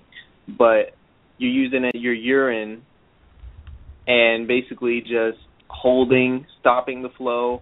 Once you've got that control, like 100% control, and you can hold it back, then you'll know you can proceed into, the next level. Whether it's with a fleshlight or a dildo or with another person, So yeah. Just on the theme with practical tips, we'll pass over to Lisa. I have the book in front of me for the Cultivating Sexual Energy, and again, if you want that, send me a message on Facebook, and we'll figure that out. But very good book, by the way. Totally. One thing that you can do is the practice of using your fingers to gently place them on the part of the body that's between the genitals and the anus, and you actually use just 2 fingers or 3 fingers there to just sort of gently massage and gently sort of using that to help prevent yourself from going into full orgasm quicker. So for the male, this is something that you can practice while masturbating. Again, it's very interesting to approach masturbation from the spiritual perspective opposed to just being boobs and stuff, boobs, but instead of being all right, energy, spiritual energy, what am I focusing on here, what am I trying to experience here, and really just using it as a chance to also celebrate yourself. You're making love to yourself at the same time. Gently using your 3 fingers in that space between the genitals and the anus, and gently massaging that, and gently just sort of playing around with the idea of as you get close, you can sort of use your fingers there to sort of hold back and stuff. That's actually involved with the idea as well of having an orgasm without ejaculation, because you can use you can lock it, but that's something where you want to be careful with it. So I would suggest reading more about it in the book. Just lots of practical tips, and one practical tip to regain your chi, I'll just say this real quick because I saw it in the book, is to sort of bend over like a dog, and then to have your hands on the ground outside, ideally sort of similar to earthing, so your sort of knees are on the ground and your hands are on the ground, and then have your genitals just hanging towards the earth, and then take deep breaths and sort of bring up your spine, and then exhale, and then imagine that as you're inhaling, your penis is literally drawing up chi energy from the earth itself. So the same way how when we have no shoes on our feet, people call that earthing, and they can bring more energy into their body, you can do that without your penis actually needing to be on the ground, but using that connection in the direction of it to bring energy up into it. And that could be one way where it's all right, I had my sexual experience, and my seed was spilt, but my partner and I were conscious, and we did bring some energy back into us. Obviously, there was a big explosion of it. Some of it got out, but I want to be able to bring my energy back into me because I have something big to do later this afternoon. I'll go do yoga outside, and then I'll go into that position, which would pretty much almost be not downward dog, but just sort of camel pose or table pose, and doing that and drawing and focusing on the breath and using that to refill your chi. That's just another practical tip. Okay, so sorry for keep interrupting everyone. There's just so much to talk about, and I know we all got things to say. So thank you so much for everyone for being a part of this. And we got 47 users in the live chat. This is one of our more popular episodes, and thank you for everyone who's tuning into this show new. If you haven't yet, check out and facebook.com/ParadigmShiftRadio, and please continue to share this show after it airs. It will be available through this same link and also on YouTube at my YouTube channel, youtube.com/SkullBabylon. You can find it there, plus all the past episodes. So, Thanks, Michael. Passing it over to Lisa. Lisa, thank you so much for joining us, and please, whatever it is that you would like to bring into this conversation. Oh, thank you so much for having me. I saw it just as it was perfect timing. I was supposed to be down at 3 days of light, and it didn't happen, and here I am. And Get Your Goddess On is my subject, and sacred sexuality and sexual sovereignty. And I'll literally jump in right where you were. That's space, and I'm a lot older than you guys in human lifetime. And I am experienced in Tantra, and I teach it, and I teach about all of these things, and it's so awesome to hear the younger generation that's way ahead of the people my age and older that I have to go so slow with, so I'm going to jump right in. The exercise that Michael has suggested is excellent. Another one that you can do is very simple. What you were discussing to Brendon as well, going between cat and cow, as you let your belly sink down, and you put your head up and you breathe in, and then as you come back around, you go into cat, and you contract the perineum. It's called the perineum. And in the beginning, when you start to do this particular exercise, I'm going to show you that this is something someone can do every day, wherever they are, in the grocery store, in church, if they still go, or if they go to Gnostic. But you stand in simply what's called mountain pose, with both your feet about hips width apart, and perfectly up aligned in your chakras with your Sushumna. And you slightly bend your knees, and then on the inhale, you draw back, and you arch your back, and on the exhale, you pull forward, and you do the movement that the man would do while thrusting into the woman, and what the woman would do if she were laying on her back trying to grind up into her partner. And you tighten, and then you release, and you tighten and you release, and you tighten and you release. You can add arms into it, all kinds of things if you want, but it's just hyper-focusing on that spot called the perineum between your anus and your vagina, or your penis, or your lingam would be the appropriate term in Tantra.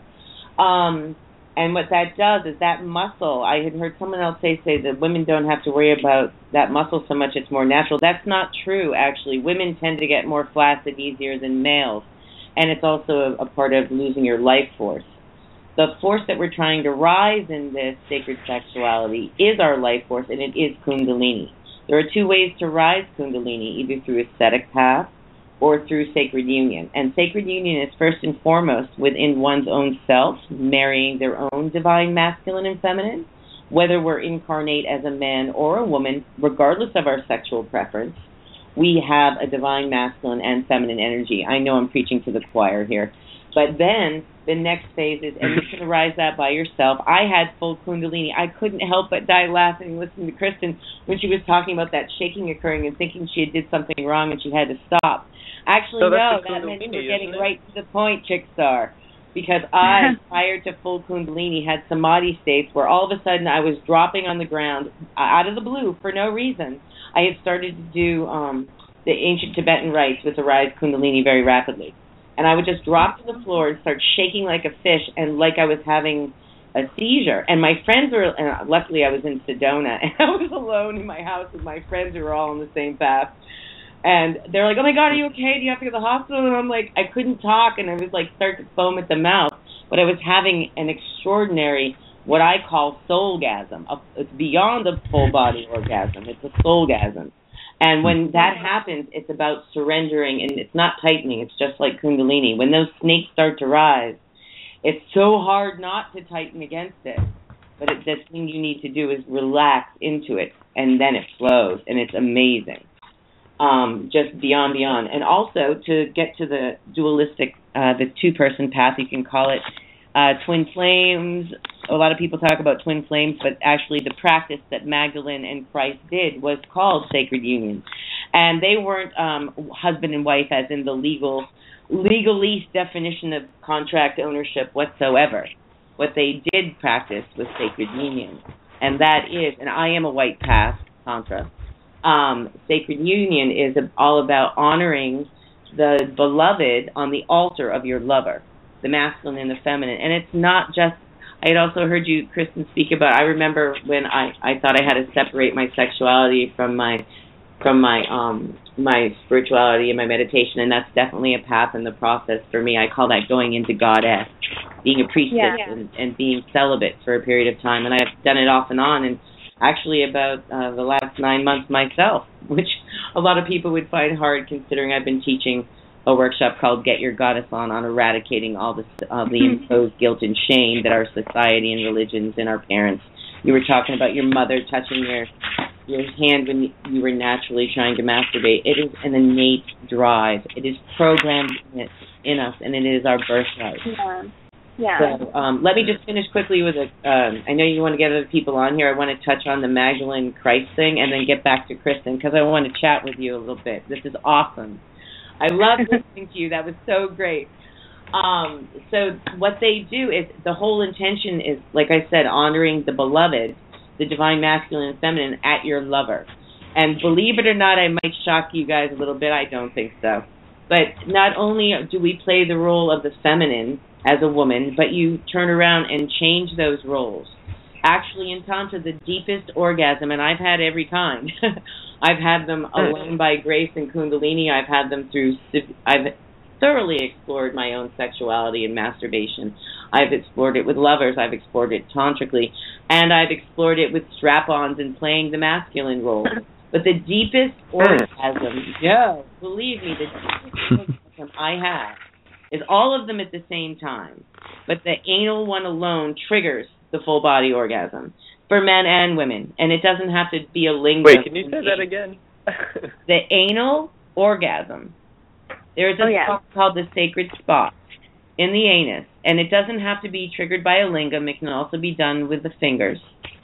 Is the point that triggers all the other, the vaginal, the clitoral, I get it in my nipples and I feel it throughout every sense of my body, and it goes right up, it shoots out your head, and the point is to get it to your third eye and keep it from going outside your body and bring it down into your heart chakra, like you said.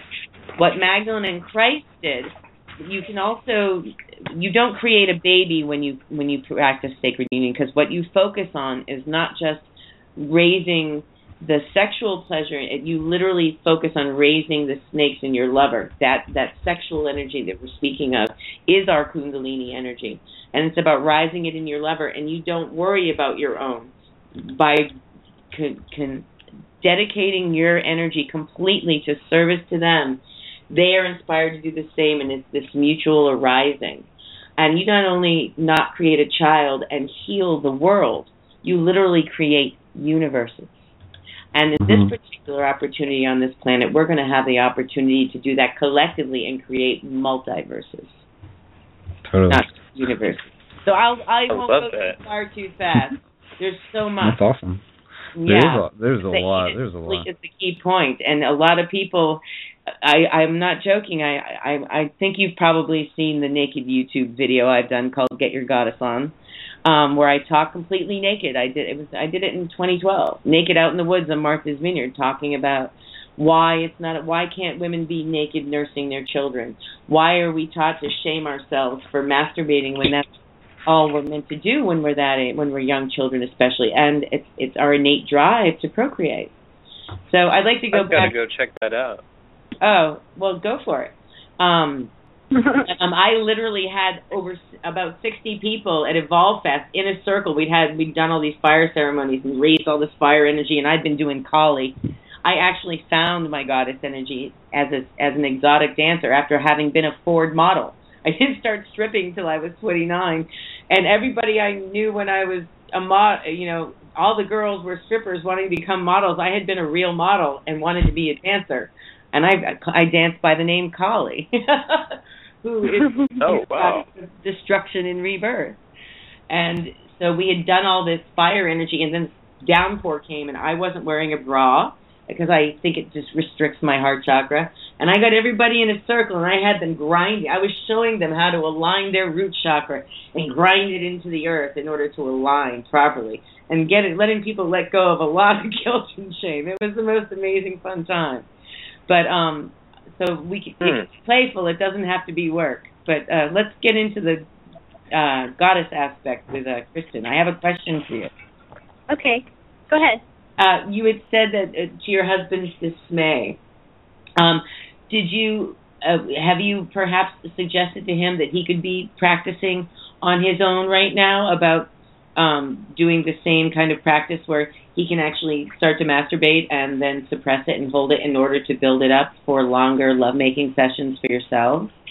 Yeah, he has already practiced that before, but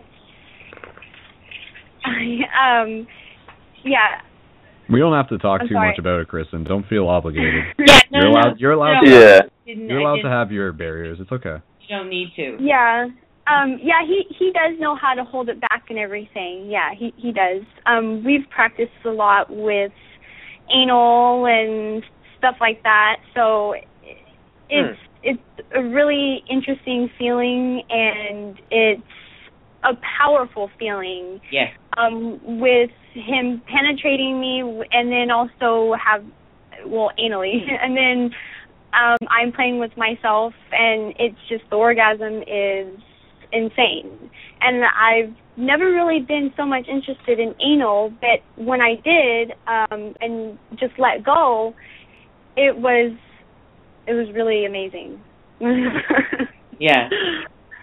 A lot of men find it very interesting that women can actually thoroughly say that it was a pleasing experience, unlike when you guys, Brendon and Michael, I've seen them all, the pornos where the women screaming and it looks like they're dying. They're not enjoying it at all. Believe me, when you're engaged and open and surrendered to full-on anal sex, I've had vaginal and anal and a vibrator at the same time. Let me tell you. Oh, gosh. But at the same time, and it goes higher levels. I'm not even higher levels of Tantra. And the longest sexual session I've had was 8 hours. Nonstop. Wow. I literally went down on one of my Tantric partners and it was not work. I was thoroughly enjoying and engaged in it. And that was for an hour and a half straight without stopping. Mm-hmm. Wow. 8 hours? An hour and a half for fellatio, and an 8-hour session before we allowed each other to climax. Wow. And felt like we had more energy. We literally, you start to rise your kundalini and get samadhi states from it. So I call it being drunk on goddess, as in capital G-O-D, capital D-E-S-S, where the masculine and the feminine are balanced. And they call it the conjunctio, or sacred union, not only within yourselves, but after doing it to each other. And after that climax, if you focus on your third eye, it stays and it floods down back into your body, and you sit there and you lay together. And most men are trained to run, but if you can stay with your lover, the magnetics are powerfully healing and anti-aging and everything else. That's key. It's unreal. And I was a good to go girl when I was always a one guy kind of girl. When I was in a relationship, I'm a one guy kind of girl. But the majority of my life, I've had what you would call fuck buddies, or I was single. When I was single, don't let the door hit you on your ass. And I had come around to really wanting just sacred sex, only to turn around and have the first two levels married together. There's a whole other level after being the sacred and the candles and the meditation. That's a part of it. But that's the masculine sexuality. The feminine, the goddess, she's slimy and she screams and she likes juiciness and she doesn't know levels of satiation is a limit to her. So the drive is to inspire your woman, right, Kristen? Right. Yeah. Yes. Oh, totally. Yeah, and to be able to help her reach places that she wouldn't be able to reach by herself, in the same way that males wouldn't be able to reach places in the same way just by ourselves. It's both of us hold the other person's key to some very interesting doors. Definitely seems. Sorry, I'm just gonna I know, Lisa, thank you so much. First of all, that's some awesome stuff. Thank you. I've got a couple other practical tips, and it's just going off what you said. The idea of when you have sex and you're done with your partner, definitely just lay there for a while, and also don't don't take a shower right away. When you take a shower, you're actually like almost like washing off all that glowy spiritual magnetic energy. You're sort of like reversing the polarity of it almost. So retain from taking a shower right after sex. I know a lot of people will just probably do that, but if you don't, then you can actually like absorb that energy. And then again, that's the idea that even if you're having sex with a partner, it doesn't have to be this depleting thing. You guys can work together through your breathing. And one technique I'll actually give you guys, and this is a good posture that I recommend to do with your clothes on, first of all, just to do it as a meditation and then work it into your sexual practice. But for the male would just be like, do it on a bed and just be sitting there cross-legged, and then take a pillow and gently put the pillow underneath your spine to give you a straight spine. And then the girl will sit on top of you with her legs, like her bottom in your lap and her legs like around you, and also to be able to have a pillow underneath her spine. So this way your genitals are right next to each other, but again, you have clothes on. So then at that point, focus in on your breathing. Your chests are going to be right next to each other. You can feel each other's heartbeat. You can hear each other's heartbeat. So this is about this idea that you're getting like as close as you can to literally being like another person. You're the same person, and you can synchronize the feeling and experience them in a very intimate way. And then do your breathing, do your testicle breathing techniques if you're a guy, and if you're a girl, just focusing on that breathing. And then being mindful of the fact that through this microcosmic orbit that you're creating, your tongues are actually like part of like this connector within the system, within the circuit. So when your tongues connect with another person, you're not just like trying to get all sloppy and just getting the sensation, but you're actually like connecting and completing the circuit. And then so it's moving, through your mouth into the other person's, down through their core, through the genitals if you're in the point of intercourse, and then back into the other person. And again, so it creates like this shared microcosmic orbit, which is really, really an interesting thing. And then when you're just doing the breathing technique by yourself, when you're not in sex, be aware that having the tongue on the top of your mouth is sort of like a trigger. So any of the stuff that I talked about before, I'll double check this in the book, but this is the impression that I got. But it really emphasizes the idea that if you take your tongue and put it on the top of your mouth, like sort of flat, as much surface area as possible, this sort of creates like the on-off switch towards creating the full microcosmic orbit. So when you're doing your breathing, you sort of play around with having your tongue there and notice the difference as well. And I presume that would go for the females as well. So shout out to everyone who's listening to the show. We only got about 10 minutes left. I did promise that we're going to bring Andy onto the air. Andy is one of our good friends, and I know he's a very, very big fan of sex. It appears that Andy's not around anymore. Did he leave like just recently? I'm sorry, Andy. We'll get him back on definitely, or definitely check out Andy's show. I'll post a link for his profile in the live chat. Him and Michael do some online Google Hangouts through the Merlin Mystery School, and definitely if you're interested in Paradigm Shift Radio, check out that. It's a more conscious conversation happening, and in theme with that, there will be an after party hangout following this episode, but we may actually go further into the recording. Cale has suggested that he's got a lot that he still wants to sort of add, so we're actually, and anybody else here is welcome to stick around. We're going to go past the 2-hour mark, and we're going to continue recording, and we'll just see how far it goes, and then I'll set up the hangout parallel to that. And again, any of you guys are welcome to join in on that. And because 2 hours obviously just isn't enough time to talk about everything that there is with this subject, so we'll give ourselves... Yeah, of course, right? And one thing that I just want to remind people of is that, the idea of, we're saying you're raising the Kundalini, what does that mean sort of thing? I think what's very interesting to keep in mind is the idea that so many of us are like, we're not humans with a spirit, or we're not humans having a spiritual experience, we're spiritual beings having a human experience. And we're like, we have a soul, we are a soul, we are light, da-da-da-da-da. Keep in mind the idea that we are building our soul. We are still building our soul. That is an interesting idea, and the way how we build our soul is hand in hand with our connection with our sexual energy. So just keep that in mind, that if you want to quote unquote build your soul, which reflects into your external, if you want to become healthier, if you want to become like more physically fit even, and if you're trying to lose weight, cultivating your sexual energy is actually going to like play a hand in hand with that progress and with the success of that process. But yeah, just keeping in mind that the tantric and the Taoist theories, as great like they are great, but what's important is that we all continue to do our own research. So after this, just run Google searches, run searches on cultivating sexual energy, run searches on Mantek Chia. Ask me again online if you're interested in that book. And but overall, remember that it's about controlling this part of you instead of it controlling you. So just keep that in mind. That's the very first thing I said, like our desires are there for us to be able to conquer them, for us to be able to say, like, no desires, like, you are not in control of me, I am in control of you, because I am the conscious willpower, and the desires are like the animalistic impulses.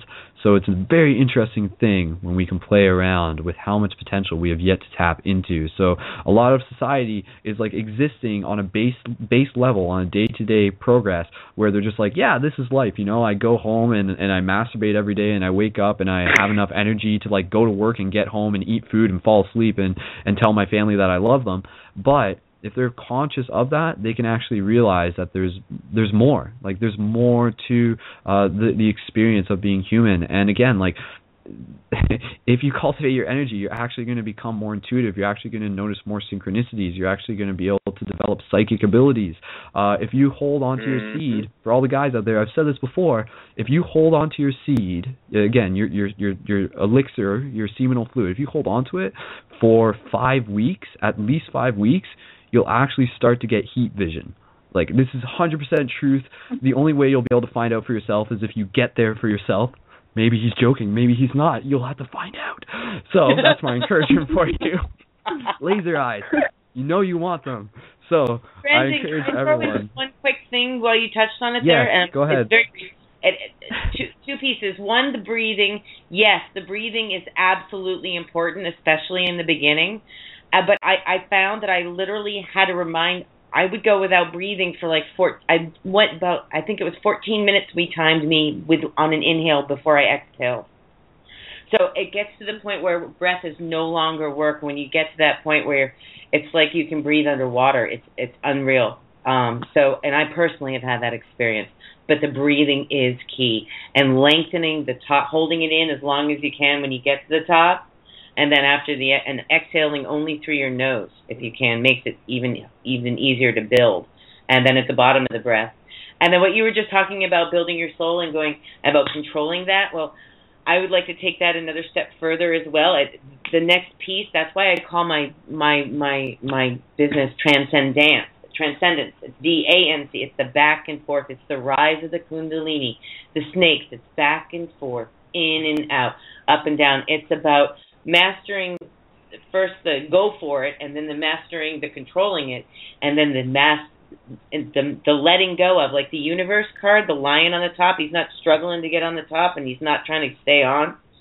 There's a natural, when you can find that surrender in the middle, it's a flow that is different between each two different lovers. It's different souls and different experience, but when you can find that peace, that it is an ecstatic, it goes between being this like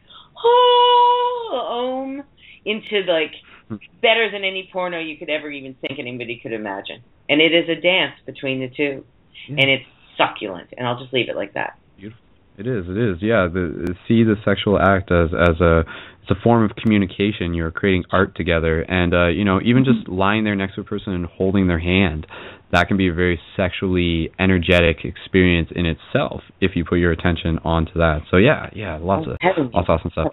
All right, okay, so just checking in, we only got about 3 minutes left in the show, and while you're actually doing that, I was actually just working on some things here and actually did a draw for the buttons, and I'm happy to say that this week's winner for the shift buttons is our good friend Elias. Elias is actually coincidentally on the show last episode, so snap. He's going to get those buttons, and he's going to use them quite well, and I'm really excited about that. And again, if anybody listening to the show, if you guys enjoy the show and you want to be able to help support the ongoing production of it, then you can do so. There's a few ways. You can do so simply by donating at paradigmshiftcentral.com/donate, or go through the Facebook page and you'll see a tab there for Community Tip Jar. Ideally, sign up for a couple dollars a month. This helps us sort of pay the rent here, and helps the project continue to go here in the offices where Paradigm Shift is produced.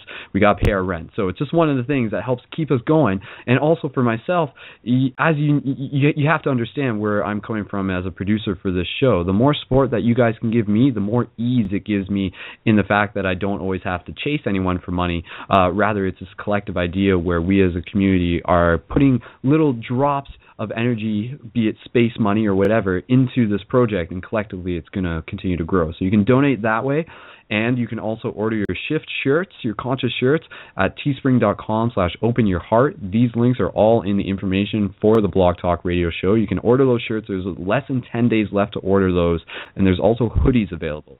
Hoodies are super awesome, and I know a lot of people are going to want those. And the other thing, of course, is to order the shift buttons at paradigmshiftcentral.com/buttons. You can order those at any time. Use the promo code PSR. I'll know that you are listening to the show, and then I'll put in some bonus buttons for you for that order. So we're going to wrap up the live portion of the show, but we're going to continue here. I'm going to try and bring on our friend Andy as we do that before the show officially kicks off. And for any of the people, Kristen, Michael, Lisa, please put your information into the show, into the live chat, and we'll bring other people on. So for everyone listening to this, you're going to get a cutoff point in the next less than 60 seconds, but then the show is going to continue recording, so you're going to want to listen to the show again through the same link. And again, please continue to share it. You can find it on YouTube, facebook.com/ParadigmShiftRadio. You can find it there, facebook.com/SkullBabylon, and youtube.com/SkullBabylon. Thank you so much, everyone, for joining us. With that said, we're going to bring on our good friend Andy, and we're going to continue the conversation, and Cale's going to get back in on this too. So Cale's going to add his insight. And in the meantime, just continue to connect with each other. Post your profiles into the live chat. Thank you so much once again, everyone, for listening. Please continue to do what you can to help change the world by changing yourself. So with that said, we're going to bring on our good friend Andy. So Andy, if you're ready, bring you on Paradigm Shift Radio. There we go. Hello, Andy. Hey, welcome back, guys. All right, Andy, welcome. Wow. Welcome to the show. We're just transitioning into the bonus. So thanks again to everyone who's listening. Say goodbye to the internet. Everyone say bye, internet. Bye, internet. Bye. All right, everyone. Bye-bye. Bye-bye. I'll see you guys in the hangout in a moment. Well, Andy, we're keeping you on just because we're into the recording process now. So let's continue the conversation. At this point, there's only a couple people who may still be listening, but it's mostly between us. But we'll pretend that, of course, this is being heard by everyone because it will be in the future. So for everyone, so we still have Michael, we still have Kristen, we still have Lisa, we still have Cale, and now we have Andy. So we'll pass it over to Andy, and then we're going to bring Cale on. And if you guys need to leave, feel free to leave, but I really appreciate you being here. So, Andy, on the themes of cultivating sexual energy, what do you think people need to be aware of, and what practical tips may you be able to pass on to the people listening? Well, to be honest, when it comes to sex and everything, I just tell you guys, just be creative, because the thing is all the things that you guys did a moment ago, that was what I also do with my girlfriend, because here's what I can pass on to you guys, since I actually have sex with my girlfriend, especially Deanna, and it's been our second month anniversary right now, so pretty much like every single day we have sex. Like, literally. Even Andy after sure projecting to one another's house. She lives in Florida. Trust me, dude, come on. I'm a practitioner of Tantra. I know what sex is, hello? All right, well, Andy, let's drop the ego for a second and tell us a little bit more about it.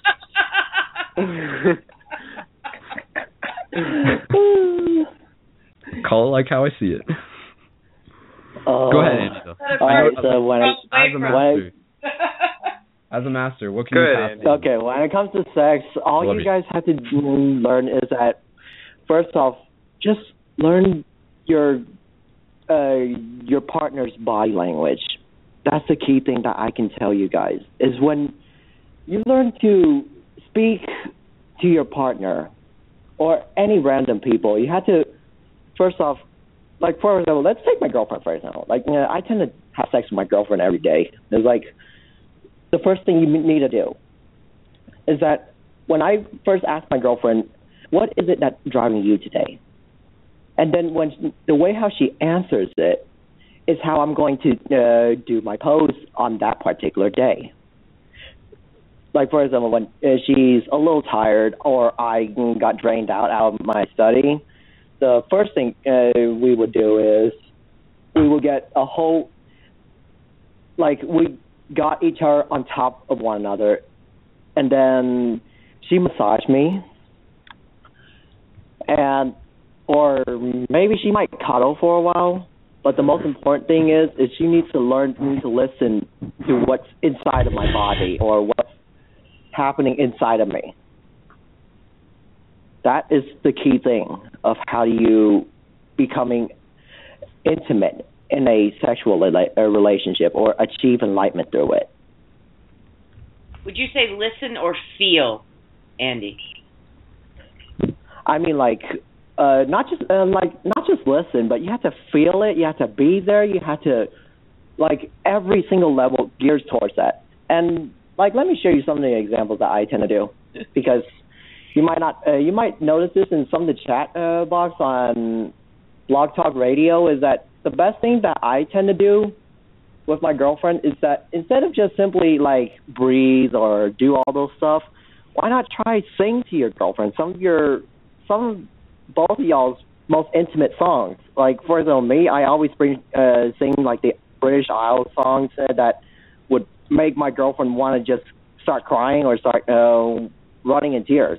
That is how I do my work. The key thing is to make her get that emotion started up, and once you got it, burn it. Go for the long run. Go deep, go strong, and go hard. That is what you have to do in order to reach it in one lifetime. In fact, I have 3 or 4 books on it if you want me to read it out. We'll hold off on that. But yeah. Let me just check back in here. I would like to be able to bring our good friend Cale. Cale, if you can still hear us, if you're still with us, feel free to jump in on this at my cue, which is right now, which I think he's... Yo. There he is. Perfect. All right. And actually, it's not staticky anymore. Cale, hey, man. Thanks for still being here. We'll just sort of see where we can take this conversation, but I really appreciate some of the knowledge that you have that I know you're adamant about sharing. That's one of the reasons why you showed up in the first place, is to be able to share this knowledge.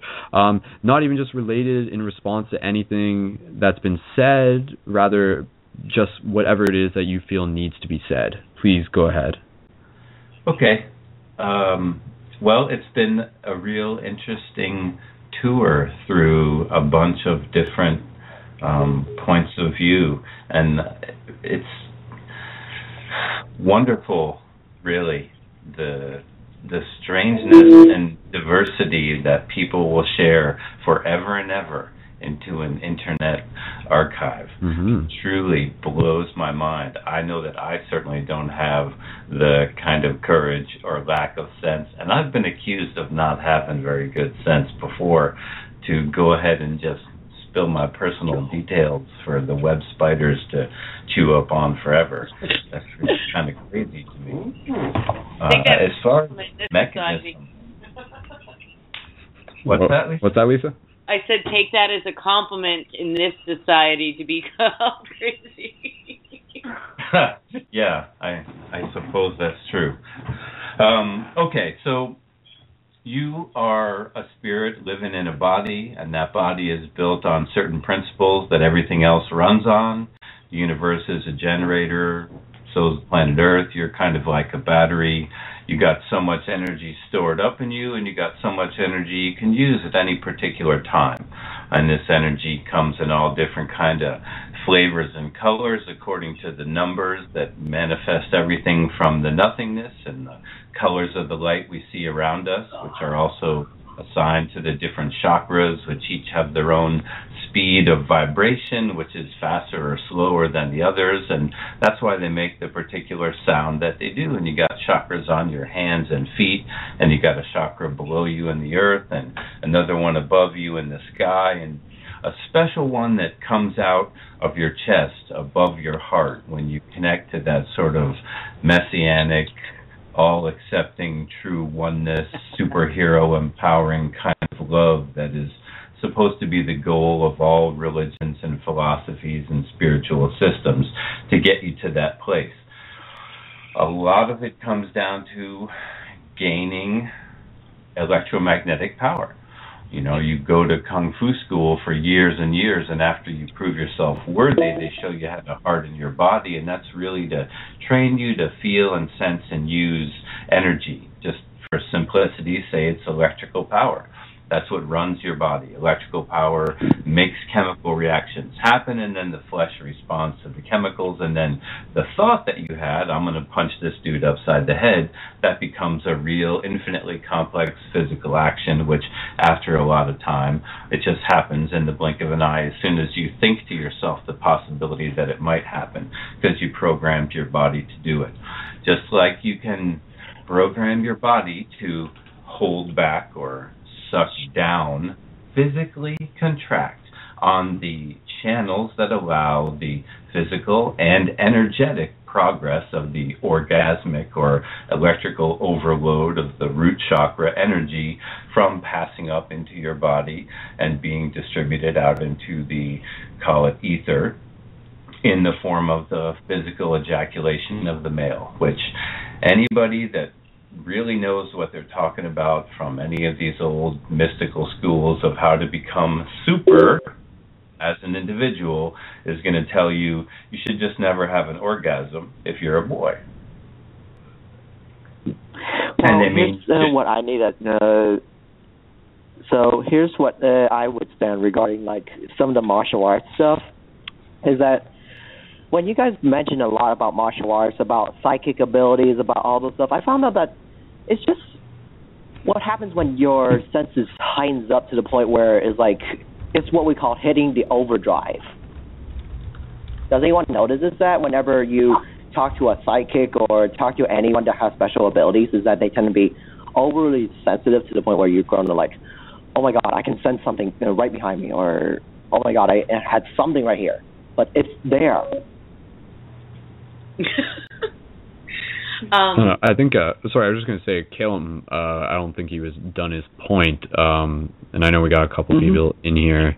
Sorry, I'm going to, Cale, do you have a response to that, / can you swing it back to what you were still talking about? I don't remember what I was talking about. Well, I mean, your last thing you said is like the idea that like certain spiritual teachings will say that like boys should never have. Oh yeah, right.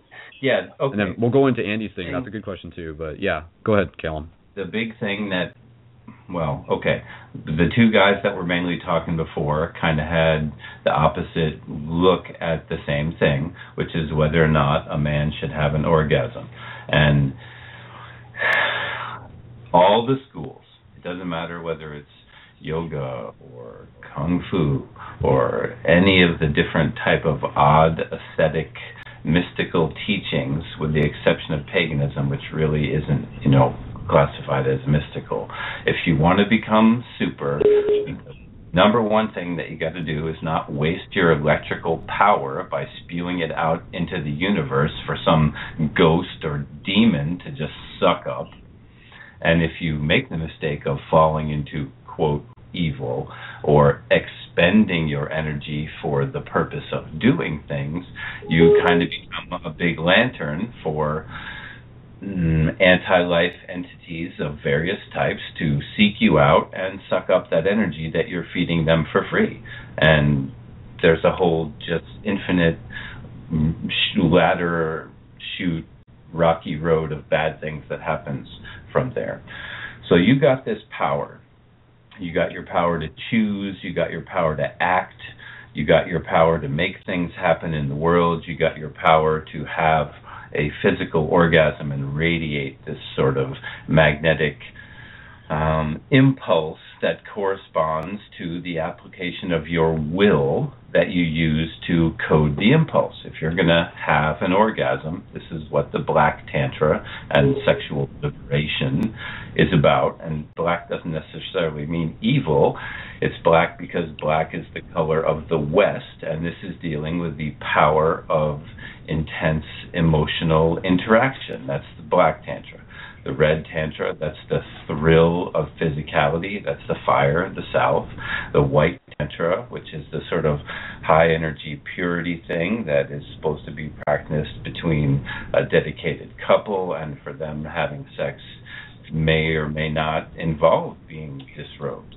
They may stare lovingly into each other's eyes while they meditate for an hour and a half with their clothes on, and that's still considered sexual union. But like I said, that's two people that are completely dedicated to each other and totally vulnerable and open to each other. And anytime those people have sex, it's always super slow and super intense and ultimately real, because to get to that place, they've had to shed all the secrets and inhibitions and complexes that they ever had about themselves and each other. And that's really what makes it such a beautiful thing, and why so few people ever go there. There's also the virtually unknown yellow Tantra, the Tantra of the East, and that has to do with taking away people's power by the use of, well, intentional bullying in the world of ideas. When people get in a conversation with you and they have that habit of saying, you know what I mean? You know what I mean? You know what I mean? Oh, yeah, we went here. You know what I mean? Oh, she was really ugly. You know what I mean? Oh, that guy, he was so dumb. You know what I mean? And you find yourself magnetically called to say yes, yes, yes, over and over again, like the salesman setting you up to unconsciously answer yes. So when he says to you, so you want to get the $15,000 new windows on your house, right? You go, yes, because he's sucked you into the pattern. Well, that person is using yellow Tantra against you, which is basically what the TV is, giant brainwashing machine. It's all about different ways to control your energy, different ways for other people to take control of your energy. And the point of the sexology thing, as well as the point of all the techniques that are passed down from all the different mystery schools, which have become like weird religious observances in many instances, as well as the stuff that I developed through Q theory, it's all about gaining in power, maintaining that in yourself so that you speed up your frequency and your point of awareness. The area that you interact with the outside world goes higher and higher up the ladder of frequencies that is you, going up your chakras, until you get to this divine chakra above the top of your head. And you pull that energy down into the world, and then you become radiating. Your point of radiation then becomes your chest above your heart, that so-called invisible pink chakra, you know, where, like I've said before, I know the superhero wears his symbol on his chest because that is where the source of the expression of superior power comes. That's the divine man. That's that number 6 position in the tree of life that's now been turned on. The so-called invisible chakra, which that movie was trying to say is just about sex, like everything ever written in every holy book is just about sex. That's wrong. It's not true. Sex is just the technique. It's like the water on the earth versus the water in heaven. So that was a huge flaw in that movie. Your whole task as a person is to shed all the guilts and inhibitions and fears and false beliefs and blah, blah, blah that the whole gigantic Maya BS matrix world has laid on top of you, so you can just let all the light that is you fill you up and shine out and radiate into a superior reality, and you bring a better world into this world. So if you're a boy and you're a battery and you only got so much energy, and the world is full of people and things and institutions that are just desperate to eat that energy up and take it away from you, you might ought to think about keeping it in your pants. Lisa, did you have something you want to add? Yeah, is it Cale? Yeah. I dig you, Bro Star. Thank you. I get a little carried away with my heaven yes once in a while. That's a supportive thing. I don't mean to interrupt, but what you were just speaking, I even speak specifically that while I picked up this issue for many reasons. This is like my mantra this year: sacred sexuality and sexual sovereignty. And while I love to get lost in the sexual, I actually look towards practicing the red path the next time around. The white path was my first introduction. But it's specifically, because sex sells, right? But they're using sex for bastardized reasons right now. And what I really believe the whole point of sacred sexuality and the sacred union, first within myself, is for us to address what we've collectively suppressed. And that's what we're facing in our world. Our world, literally, it's by taking back your power, your kundalini, and the sex, the awesome sex is the icing on the cake. what it really is about empowerment and about being so, I mean, I literally have to go do things to get rid of the energy. The kind of sex that I have leaves me with so much energy that I have too much. I'm never tired from it. You'd think 8 hours of sex? Oh, frick no. I literally don't go to bed for weeks at a time when that happens. But it's about bringing our power back, collecting our power, and aligning, and not only having better sex, but it's about having more connection everywhere. I mean, when my Kundalini is full on, and I've drawn down Shiva as well, I'm sat there for hours staring at a speck of dust flying and the beauty of it and everything. It doesn't matter whether it's sex or ice cream or water, or you could probably literally eat shit and it would taste good. Not that I tried that, but it's about that connection with whether it's your child or your job, and it shouldn't be a job. The whole thought of job goes out the window. It's about service, and that is brought. I get caught up in the power and the of it, but on the flip side of that, it's about the connection. And guilt, shame, and disempowerment have nothing to do with who we are. All the reason everybody's chasing the rabbit hamster wheel and looking for porno and texting and sexting and all this is because we've been denied the forbidden fruits. Those fruits is what our birthright is, and that is to know and be goddess. We are all immortal, conscious co-creator gods. And like you were saying, Caleb, our power has been hijacked. We've been tricked into thinking, oh, it's all about this and no sex and suppress. Well, some of it's been sealed through the whole Vatican, and I know you guys all go there, but we're not going there now. But when each one of us takes it back, we rob it. But I, as a divine goddess, would not want a man to not ejaculate at some point, because they can internalize it without having to ejaculate. You can still have the orgasm and ejaculate, but it is such a pleasure. There's no magnetic stronger on my part as a woman in the tantric experience, and that's not. It's a taking and giving, a dancing. It's a give and take. But there's no more pleasure added to mine than when I am orgasm, and I call it soulgasm. It's not even, orgasm doesn't even hold a candle to it. I call it a soulgasm, and I've had one by myself, but to have it with my lover is the greatest gift. So I just wanted to add that. I didn't want to contradict you in any way, because I really honored what you said. Thanks, Lisa. That's great. Cale, go ahead. Respond as you see, if you'd like. Yeah. Okay. Cale's having fun with this one. Basically, the different tantras have to do with how you acquire and spend your energy. We know that.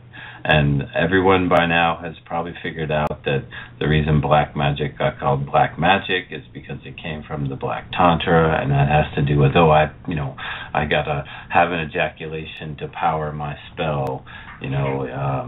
You're spending your life force. And then the white tantra people, they don't ever spend it, they just bond and utilize it. That's like a real prayerful, sacred thing. So many people today are on the first step of the red tantra path. They just don't understand the way the world is going and what they're really doing. All these the crazy adrenaline junkies and the skater kids and the base jumpers and everyone that's in this sort of hyper agile physical state, not just that they're young, because I remember what it was like to be 8, and there was no way I was capable of the kind of maneuvers that the skateboard kids can do today. At my best, I could never surf as good as all these kids who can surf today. And even though the best surfer might still be an old dude like me, there's all these young kids that are just hyper here, really in the physical world. That's just the way our species is growing. And all this, woo, thrill, mountain bike, whatever it is thing, that's the red tantra.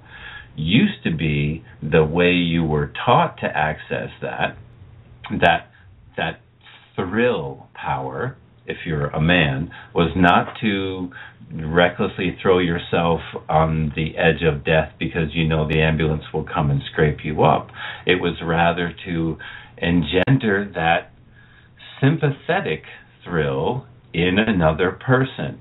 The idea was, if you maintain and conserve your energy, and you're physically skilled and agile and coordinated in general, because you're probably, a kung fu guy to begin with.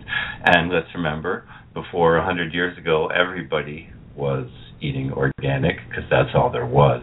And when you got sick, you went to a smart lady who gave you a bunch of plants and you sweated for a couple days and then you were A-OK again.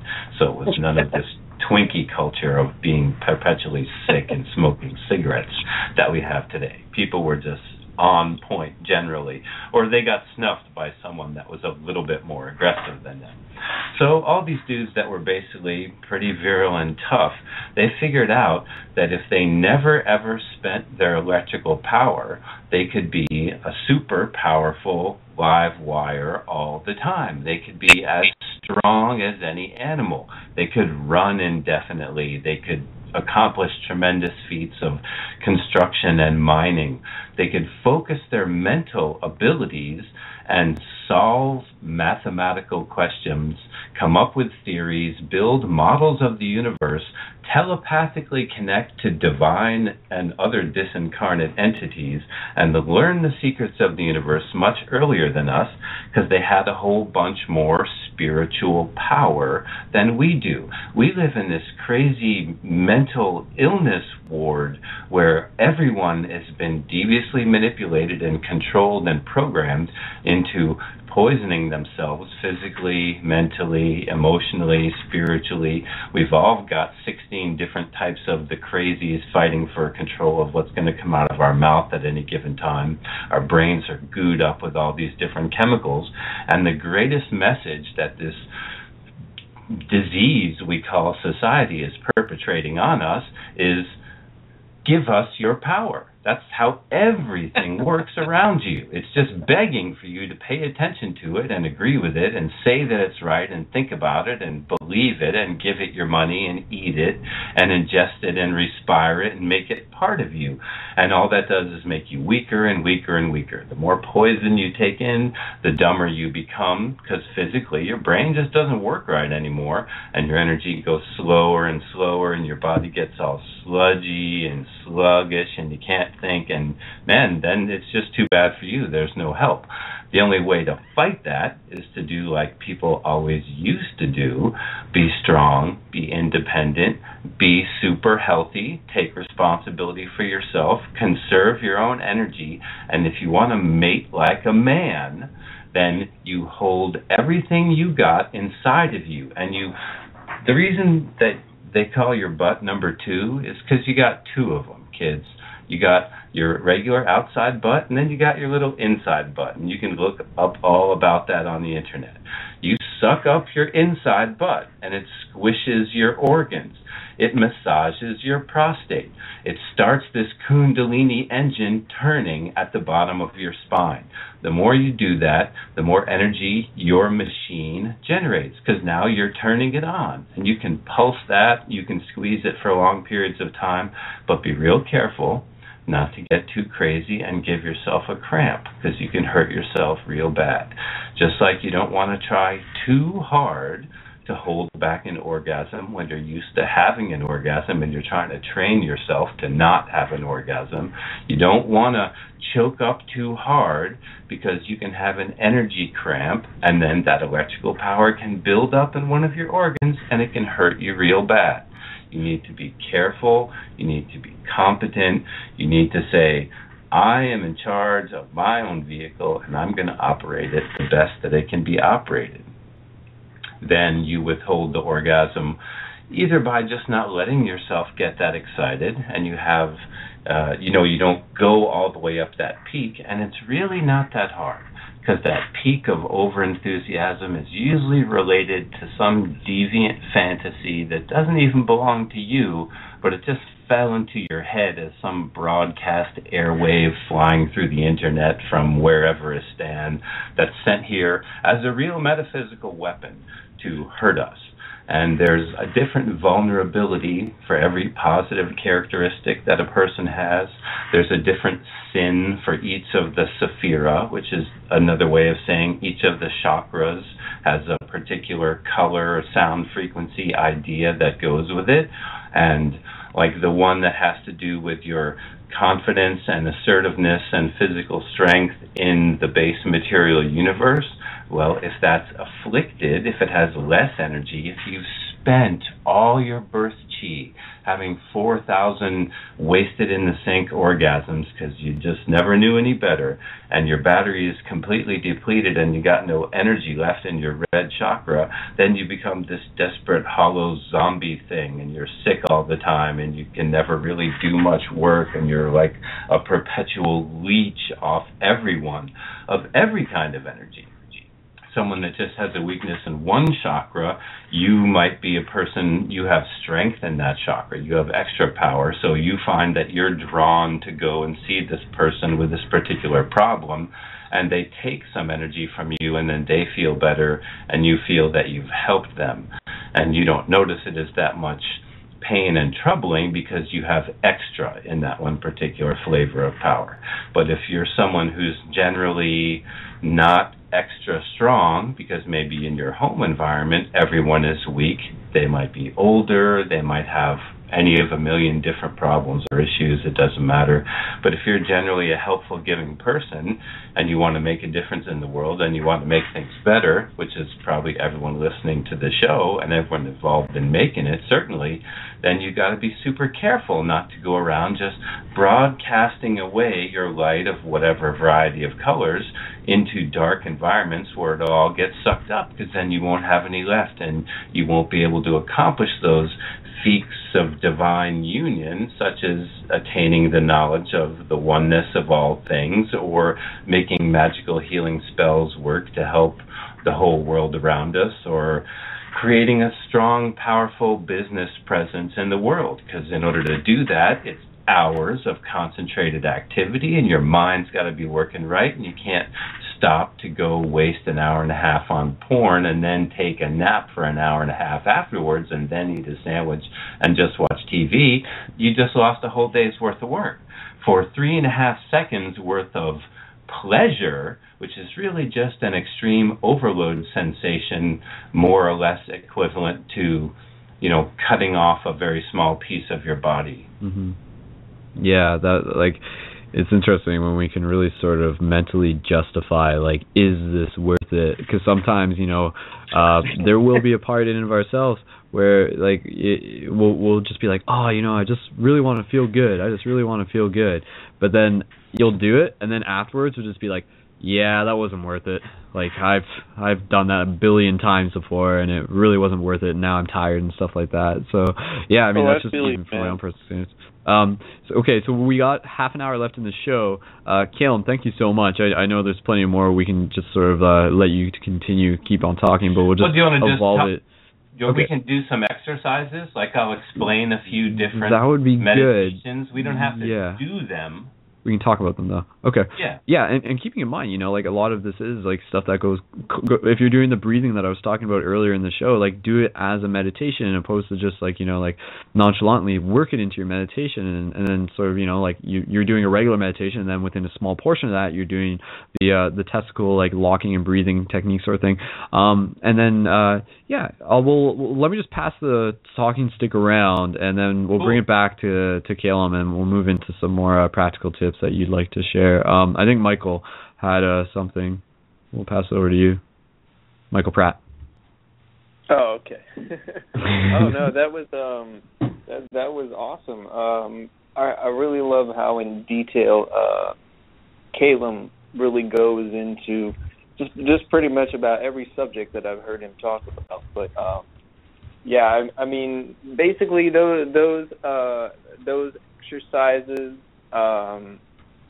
I think it's really important.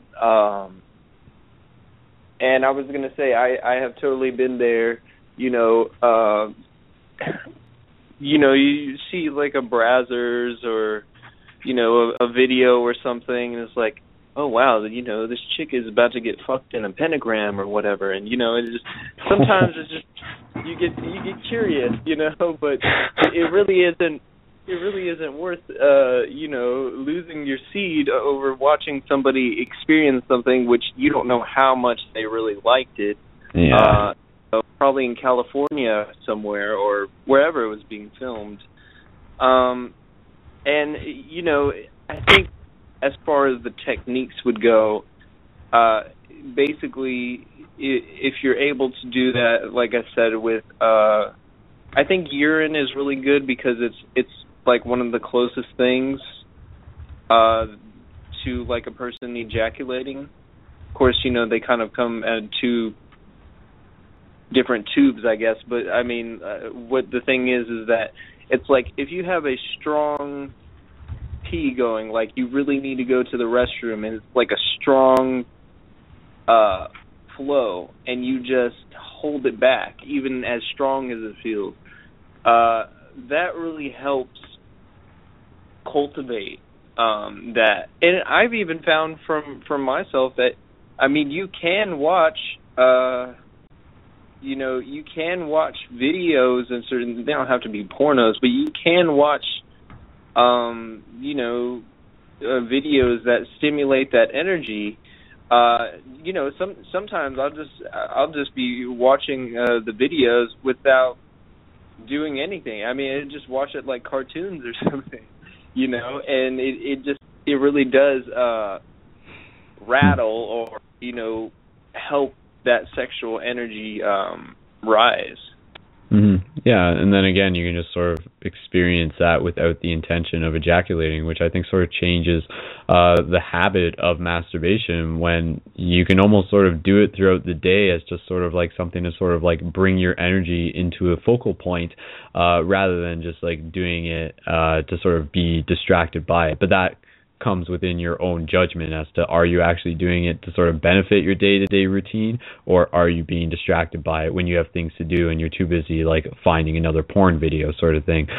So yeah, just being able to, you could use it as a tool though. That's the interesting thing. Like you can still, like, opposed to just saying, because that's a big consciousness paradigm shift, is that a lot of people are saying, like they're realizing how people are addicted to porn and they're trying to step away from that addiction. But then when you sort of go full circle, it's this idea that you could actually still use porn as a tool. But ultimately, I think what's even more interesting is to not become dependent on visual stimulus, but to actually sort of like do just the internal process of working with your imagination. Can you cause yourself to have an erection without having any quote-unquote stimulus in front of you, and just doing it through the internal meditation of it? Again, very interesting things. Thank you, Michael. We'll is there anything else? And then we'll pass it over to Lisa. Andy left us a little while ago. I think he's in the hangout. He's in the after party hangout, so he's taking care of business there. And we'll just pass it around. I want to hear what Lisa has to say. Lisa, and then if you maybe even just want to pass it back to Cale afterwards, or I'm sure you guys could probably have some questions back and forth between each other. But we'll just we got 24 minutes left in the show, so let's continue on. Okay. There's a couple of things that have come up, so maybe I'll let you tell me which way to go. Everything from the true definition of virgin to, and what virginity is, through the world and our external 3D mirror as a complete perception of what Cale was just going into. I know a lot about sex magic too. I was practicing Wicca at 6. I shit you not. The first book I brought home from the library. Oh wow. But, yeah. But it goes on that really what you were just talking about with the porn as an empty vehicle, it was meant to be that. It was meant, parasites, any kind of parasite, and we're not talking about a physical one in our body now, but I'll use that as an analogy. They constantly give a sedative to their host to know them, A, so they're not suffering, and B, so they're not aware they're there, but C, at the same time, make them crave what the parasite wants. And in this case, it's our life force. And I'm going there for a minute because the whole black magic, satanic, devil's ring, how I even got into studying sovereign law and found you, Brendon. I heard you with Kate Gaia, Kate Star. She's a friend now.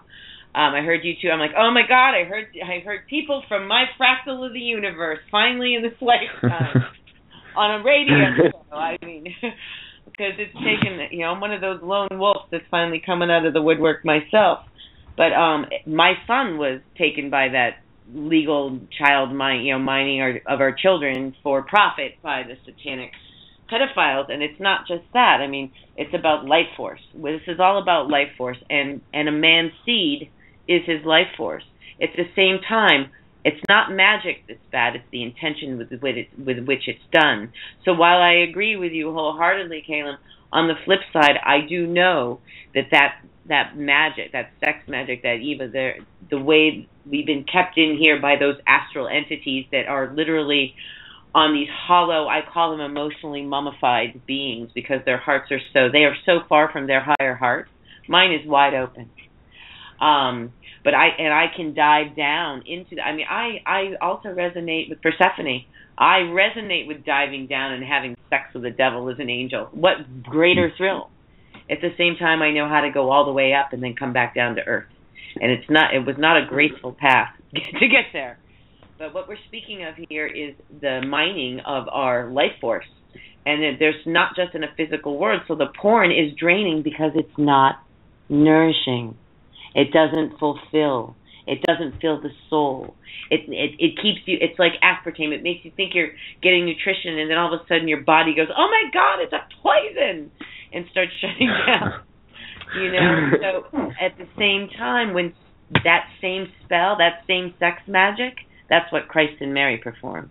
And that's what a legion of us are here to do on this earth. I know I'm one of them, and I know I have one particular partner which I was made perfectly to come back to at the beginning and ends of worlds with. And that magic, when it's used appropriately, can undo all the shit we found ourselves in. It's just the way, that you look back and they talk about Buddha affecting the whole world, or Christ affecting the whole world. One person, one bodhisattva, coming back and holding space so that the whole rest of the world could evolve. But we got a legion of them here. And while I love to be playful and go into all the sexuality, fun stuff, and I'm very loud, I go back and forth. I play Priestess Kali, and I go back and forth with both of them, because both of them, it's the Madonna whore. We're not supposed to be separated. The definition of a virgin is a woman who is completely sovereign unto herself and beholden to none. At the same time, a sacred prostitute would never turn anyone away. Not one who desired the art of lovemaking, because they didn't know. Now it's bastardized, anyone who does that. Or you have the 3D mirror satanic version of the cougar. Can I tell you? I just moved to the 3D spaces. I left Martha's Vineyard. I'm in a space in Pennsylvania for a few weeks before I'm moving abroad. But I went on OkCupid just to see who's around. I'm in a kind of a rural area, and I'm way outside the box. Can I tell you that the first day I was on, 82 probably kids between 19 and 22, just because I'm 48 and I had the word Tantra in my profile? Oh my God. But the irony of that is that there is a great union with the younger generation. You guys, I usually have to talk so slow and talk so politely in order to not lose the majority of the people I talk to that are even sometimes 10 years younger than me. Never mind 20, like you guys. But at heart, I'm your age. You know what I mean? My physical body, I don't ascribe to age, and I'm the generation that's coming out, and your spirit and your soul, the fact that you're embodying it. I raised my son that way. When I heard Kristen talking, I didn't teach my son to be guilted or shame about touching his penis. I didn't even bring his attention to it. It's natural. I let him run around naked. Yeah, I had a 6-foot fence around me so no one could see inside, and I wouldn't have to worry about pedophiles kidnapping him. But I didn't teach him that it was unnatural for his mother to walk around naked when she got out of the tub when she lived in Sedona and it was 100 degrees. These kinds of things we're being parasited by our creation, our creative. When you're stuck in the fear porn, I love Kate's word, fear porn, then you're not going to be able to be in creation. And when you're sitting there thinking that, oh, sex is all cool with some chick in an S&M outfit and getting fucked by 10 guys or Tracy Lords in that circle, whatever. I remember I've only seen I don't know how many porns, and I used to be a dancer. but you're missing the key, and it is the Holy Grail. The womb is the Holy Grail. And we all come from the womb. And I'm not saying women hold the key, but we are the vessel. And then you can fulfill it. It is. I've actually had the experience where I see myself being Sophia, and the Logos. It's the light. What good would the womb and void of all creation and magic and miracles be without the light to hold it and guide it and shape it and form it? It would be this explosive supernova that never took form anywhere. It's really important that we take back our own power. We honor it from a divinity, but at the same time, do not lose our divine child. When it gets all, and like I said, I naturally got drawn. I was in a very goddess space when I started Tantra, and it was all about service and holding and serving, and then the Kali in me just exploded after it. I don't think we're meant to do any one of them. We're meant to do all of them to learn from them. And I walk all paths and make my own. So I've walked through much of this different thing, but to be around, it's really interesting to be at this forum, because I find that primarily the people that are my age or older, they're going to sex couples and they're, like, redo your weekend. No, there's no 7 quick ways to do fucking anything except know your own soul. And there's so many rules about how we do sex and what we do sex. Caleb had it. Experiment and play. It's all about playing. And not to be judgmental, but my observation of Andy was that he was all caught up in the excitement of, going and having sex every day. Well, God forbid I have my lovers crawl away from me. Oh, yeah. And I'm not joking, and that was before Tantra. 5 times a day or I wasn't happy. I was insatiable, but I wasn't getting what I needed. And now I can go that way, but I have tremendous more energy after it because I'm giving the whole time. But I'm receiving while I give. So there's a flip side. Whatever kills you, and each one of our challenges lies our gifts. There's the goal. Everybody talks about alchemy, but there really is no alchemy. It's just an external process we appear to be going through, because I see Kundalini and sacred union and sexuality and ascension and all of this as a molting process. I no longer see it as it's ripping off the fake spacesuit. We're shedding all this. I personally call myself, a spiritual rainbow warrior, goddess of the light, who wields a mighty sword of truth and justice and magical wand of healing, here to serve in the revolution of love. But what that is I just know that we're all immortal souls. We all incarnated in these shit lineages where the deepest, darkest stuff was, and the deepest stuff that was left, the ancestors here were not able to process. And it's time to drop it all. It's done. The age of the parasites, all of it. And the way to get through it is dancing heaven in onto Mother Earth. It is making love and engaging in divine sacred union with consciousness and presence and without shame and without guilt, as long as the intention is to love and serve. There are no rules between any sexual interaction between any adults that are in consent, ever. Cool. Well, I love how thanks, you emphasize on, go ahead, Michael. on the anal. You're one of the first women that I've heard make the whole anal thing such a divine, sacred experience. Well, thank you, because it was. I thought I did it a little energetically. I can make it even more, because I can't speak to it enough. And the people that get dumbfounded by that is the secret lies. Wherever they put the most guilt and shame is where the most gold. The joke about who put the snack box next to the shithole, But then oh yeah, well, how about if I told you I'm going there, Caleb? I was born to go there. When I really went loose with my lover, we were about being divine children, and I this was after sitting on top of him and having this ginormous 8-minute long orgasm that I dedicated to my mother, who I knew had never had one until she was 58 with a vibrator. My grandmother 3 times over. He heard me giggle, and he was face down, and I'm like, "You stay there." come back. I literally took when I did a Get Your Goddess On workshop at Evolve Fest, and it was called the Guilt and Shame Game.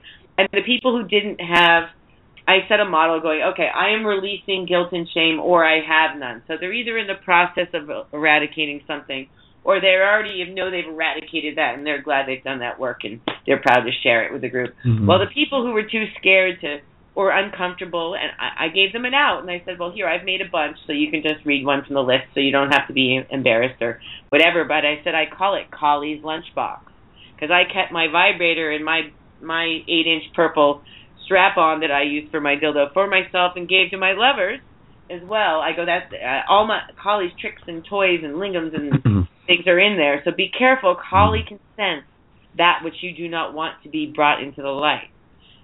She tamed those dragons. And sure enough, the first person who pulled it out, oh, no, not the first, the second person, she pulled out, I have no guilt and shame for licking chocolate chip ice cream out of my lover's anus. I took all my own experiences and put them on a card. And the people were more afraid to pick in Collie's Lunchbox than they were to speak of their own deepest, darkest secrets. Cool. Wow. Lisa, I'm just gonna jump in here. Sorry if that's okay. I love that. Oh no, I'm just saying. I'm just gonna jump in here. The only reason is just because we only got about 10 minutes left on the show, and we're gonna wrap it up. Cale still got some practical tips we're gonna get into. Thank you though again, Lisa. Like you're obviously quite experienced in this, and I think there's a lot that young women will be able to learn from you. And again, we'll post Lisa's profile into the show notes, which you can find through YouTube as well. And you can also run a search on Lisa Jeanne, Geanne Vunk, or just Lisa Vunk, VUNK, and you can find that. That's right. Rid of it, Facebook. Wait, say that one more time. Sorry. Lisa Vunk, LISAVUNK. So Lisa Vunk. A couple things that just came to mind. I'm going to pass over to Cale. Is just the idea of being aware. This is something I should have said way earlier, but if we're just having non-consensual sex, or not non-consensual sex, like casual sex, like non-spiritual sex, in any sex, just be aware that the energy is like being exchanged between yourself and your partner. So if you're just like getting drunk and having sex with a person you met at a bar, you don't know what spiritual energy that person is holding on to, and you're actually absorbing that into you, and then you may feel like crap the next couple of days, and it's not just because like some sort of moral dilemma, but it's actually you absorbing their energy. So be aware of to who you're exchanging energy with, and the fact that you are exchanging your energy with another person. Another thing I was just gonna say, actually I forget at the moment, but if I remember I'll try and bring it in. But we'll pass over to Cale. Cale, bringing it back to practical tips, what can you leave with the listeners that they can try for themselves? If Cale's still here. Is Cale still here? Cale, hello? Maybe he's not here. Oh no. Cale. Cale. Oh, that's weird. Okay, it doesn't look like okay. No, he's still online. I don't know what's happening. He should still be there. And that's weird because I can't remember exactly what else was I going to say? Oh yeah. Okay. Cale, if you're here, please join in at any point. I remember what my point was.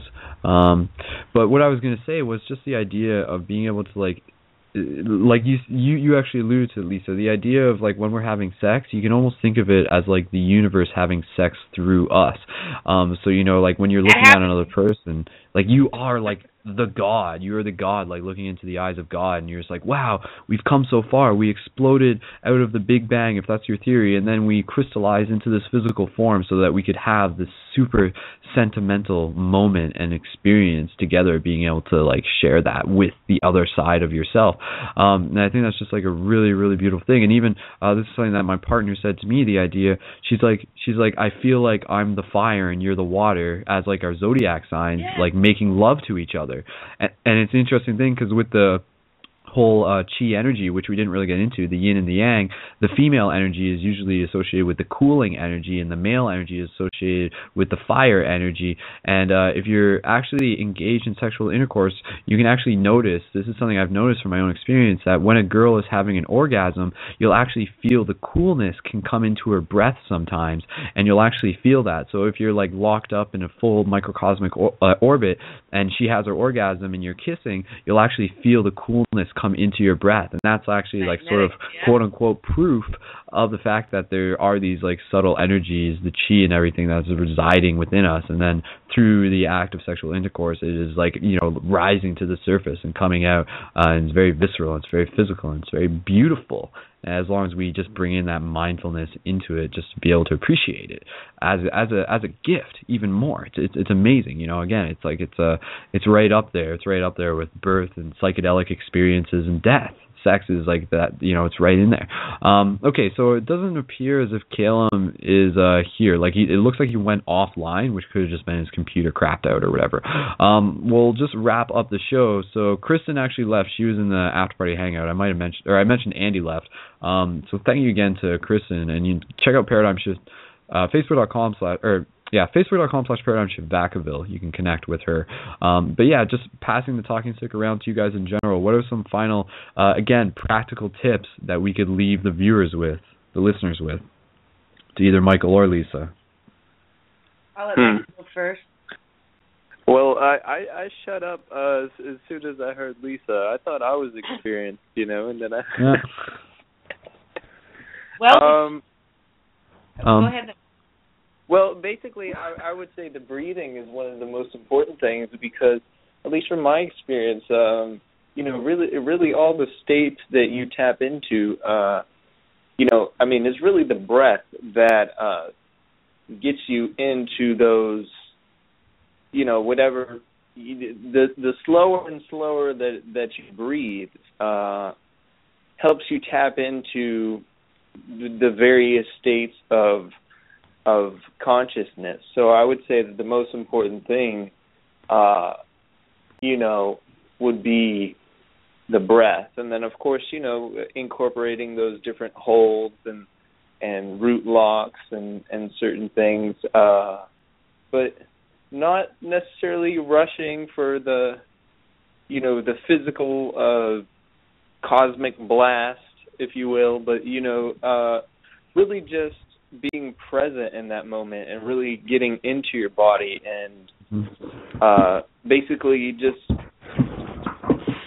utilizing, like, all the technology that, you know, you have available to you and being able to really just experience that in that moment. So that's all I would say. Yeah. I'll just jump in a practical tip.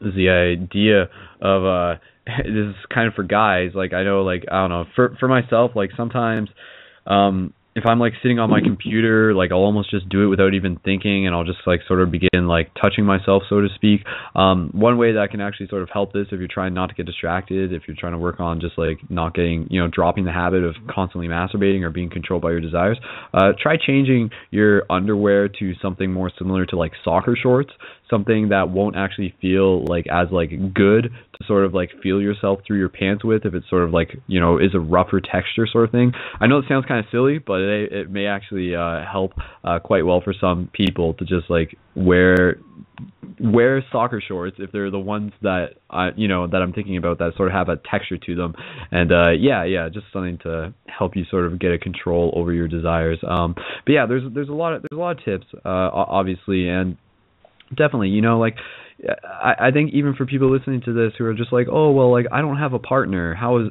this going to benefit me? I mean, even just reiterating what we said before, like, the cultivating sexual energy isn't something that, like, you need to do with a partner. When you're single and you're in that space where you're like, oh man, I can't wait till I like find that partner and stuff like that, use that spare time to really work on yourself through the process of like exploring your sexuality by cultivating your sexual energy. And then when you're ready to like meet with that person who you find very synchronistically, continue that process of being able to have control over your desires, and then really bring mindfulness into your relationship. That way, so you're not following your relationship with the pursuit of, oh boy, I can't wait to get in their pants, but rather it's the idea of undressing a person's like not just their physical self, but undressing them psychologically and spiritually, and doing it as like this slow process. Again, you know, like the sex itself is about the journey. It's not just about like the moment of the orgasm. That is a celebration. That is a moment of incredible bliss and amazing connection to the godness that we are, and should be celebrated as such. But again, it's about the journey that leads up to it. So, you know, just cultivate your sexual energy, whatever that means to you, and develop your relationship with it, and then be able to bring that mindfulness into whatever relationship you find yourself in the future with more sexual maturity, and then bring that up with your partner, and if all things go well, it'll be something that you guys can collaborate on together. And I mean, for myself and my partner, like, it's quite, she brought up this idea. She's like, you know, I like the idea that sex shouldn't be something that we just do because we know it feels good, or because we want to do it really bad, or, you know, not that this is our situation, but some people just do it because they're bored and they don't know what else to do if they're couples, and that's, you know, a really sad thing when I hear about that. But she said, you know, what I think is best is when sex is when it comes to the surface, like, it happens when it, like, love, like, boils over, like, and then it's a real passion within that moment. So rather than just being like, you know, like, oh, you know, it's just kind of sex is sex, and we usually have it once a week, so we'll have it once a week, but rather just, like, not being in a rush to do it, and then allowing that, you know, fall in love with your partner, like, every single week in new and exciting ways, and see more of them, and then really celebrate them in that moment of that intercourse. Like, really look them in the eyes and practice eye gazing during sex. That's a huge thing. Practice eye gazing during sex is a very magical that's very thing. tantric. Very tantric. Yeah. So I just wanted to remind you guys of that, you know, like, see sex, like, have sex with your partner when you feel it boils over, when you feel that love is just sort of like boiling over, and then it turns into the physical act of sex. But really make sure it's coming from a genuine place. And again, it'll last long. It'll benefit you in ways down the road through your habits, through your personality that are just magnificent, and will help everyone as well. So we only got less than a minute, guys. I apologize. I sort of took up that last bit of time. But I think real quick, I can do it in 20 seconds. I want to tie in right where you were. I have two things. Cut out, but go. Okay, if this cuts out, I apologize, but I'll pass it over to Lisa. No problem. So go ahead, Lisa, real quick. One, you're absolutely right. If you don't know how to make love to yourself, how can you expect to be able to show your lover? Two, the eye gazing. Eye gazing, practice, look your lover in the eye. Don't do anything but one of you touches the other, and go through all your different senses and how it feels, and look them in the soul, in the eye, and tell them how it feels. Three, put a tennis ball on your perineum and roll around it when you feel the desire to masturbate. Ooh, wow. If you roll around on that tennis ball, it makes that's the super duper perineum tightener. It's even better than the exercise I gave you before. Okay, I think. So as an official conclusion to this episode, thank you once again to everyone for being a part of this evolving conscious community project. If you enjoy the content, please share it further and let other people know about Paradigm Shift Radio. Help support the project, subscribe for more episodes, and help boost the show by giving it a review on iTunes. As the tide rises, so too does every ship. Thanks again, and see you in the future.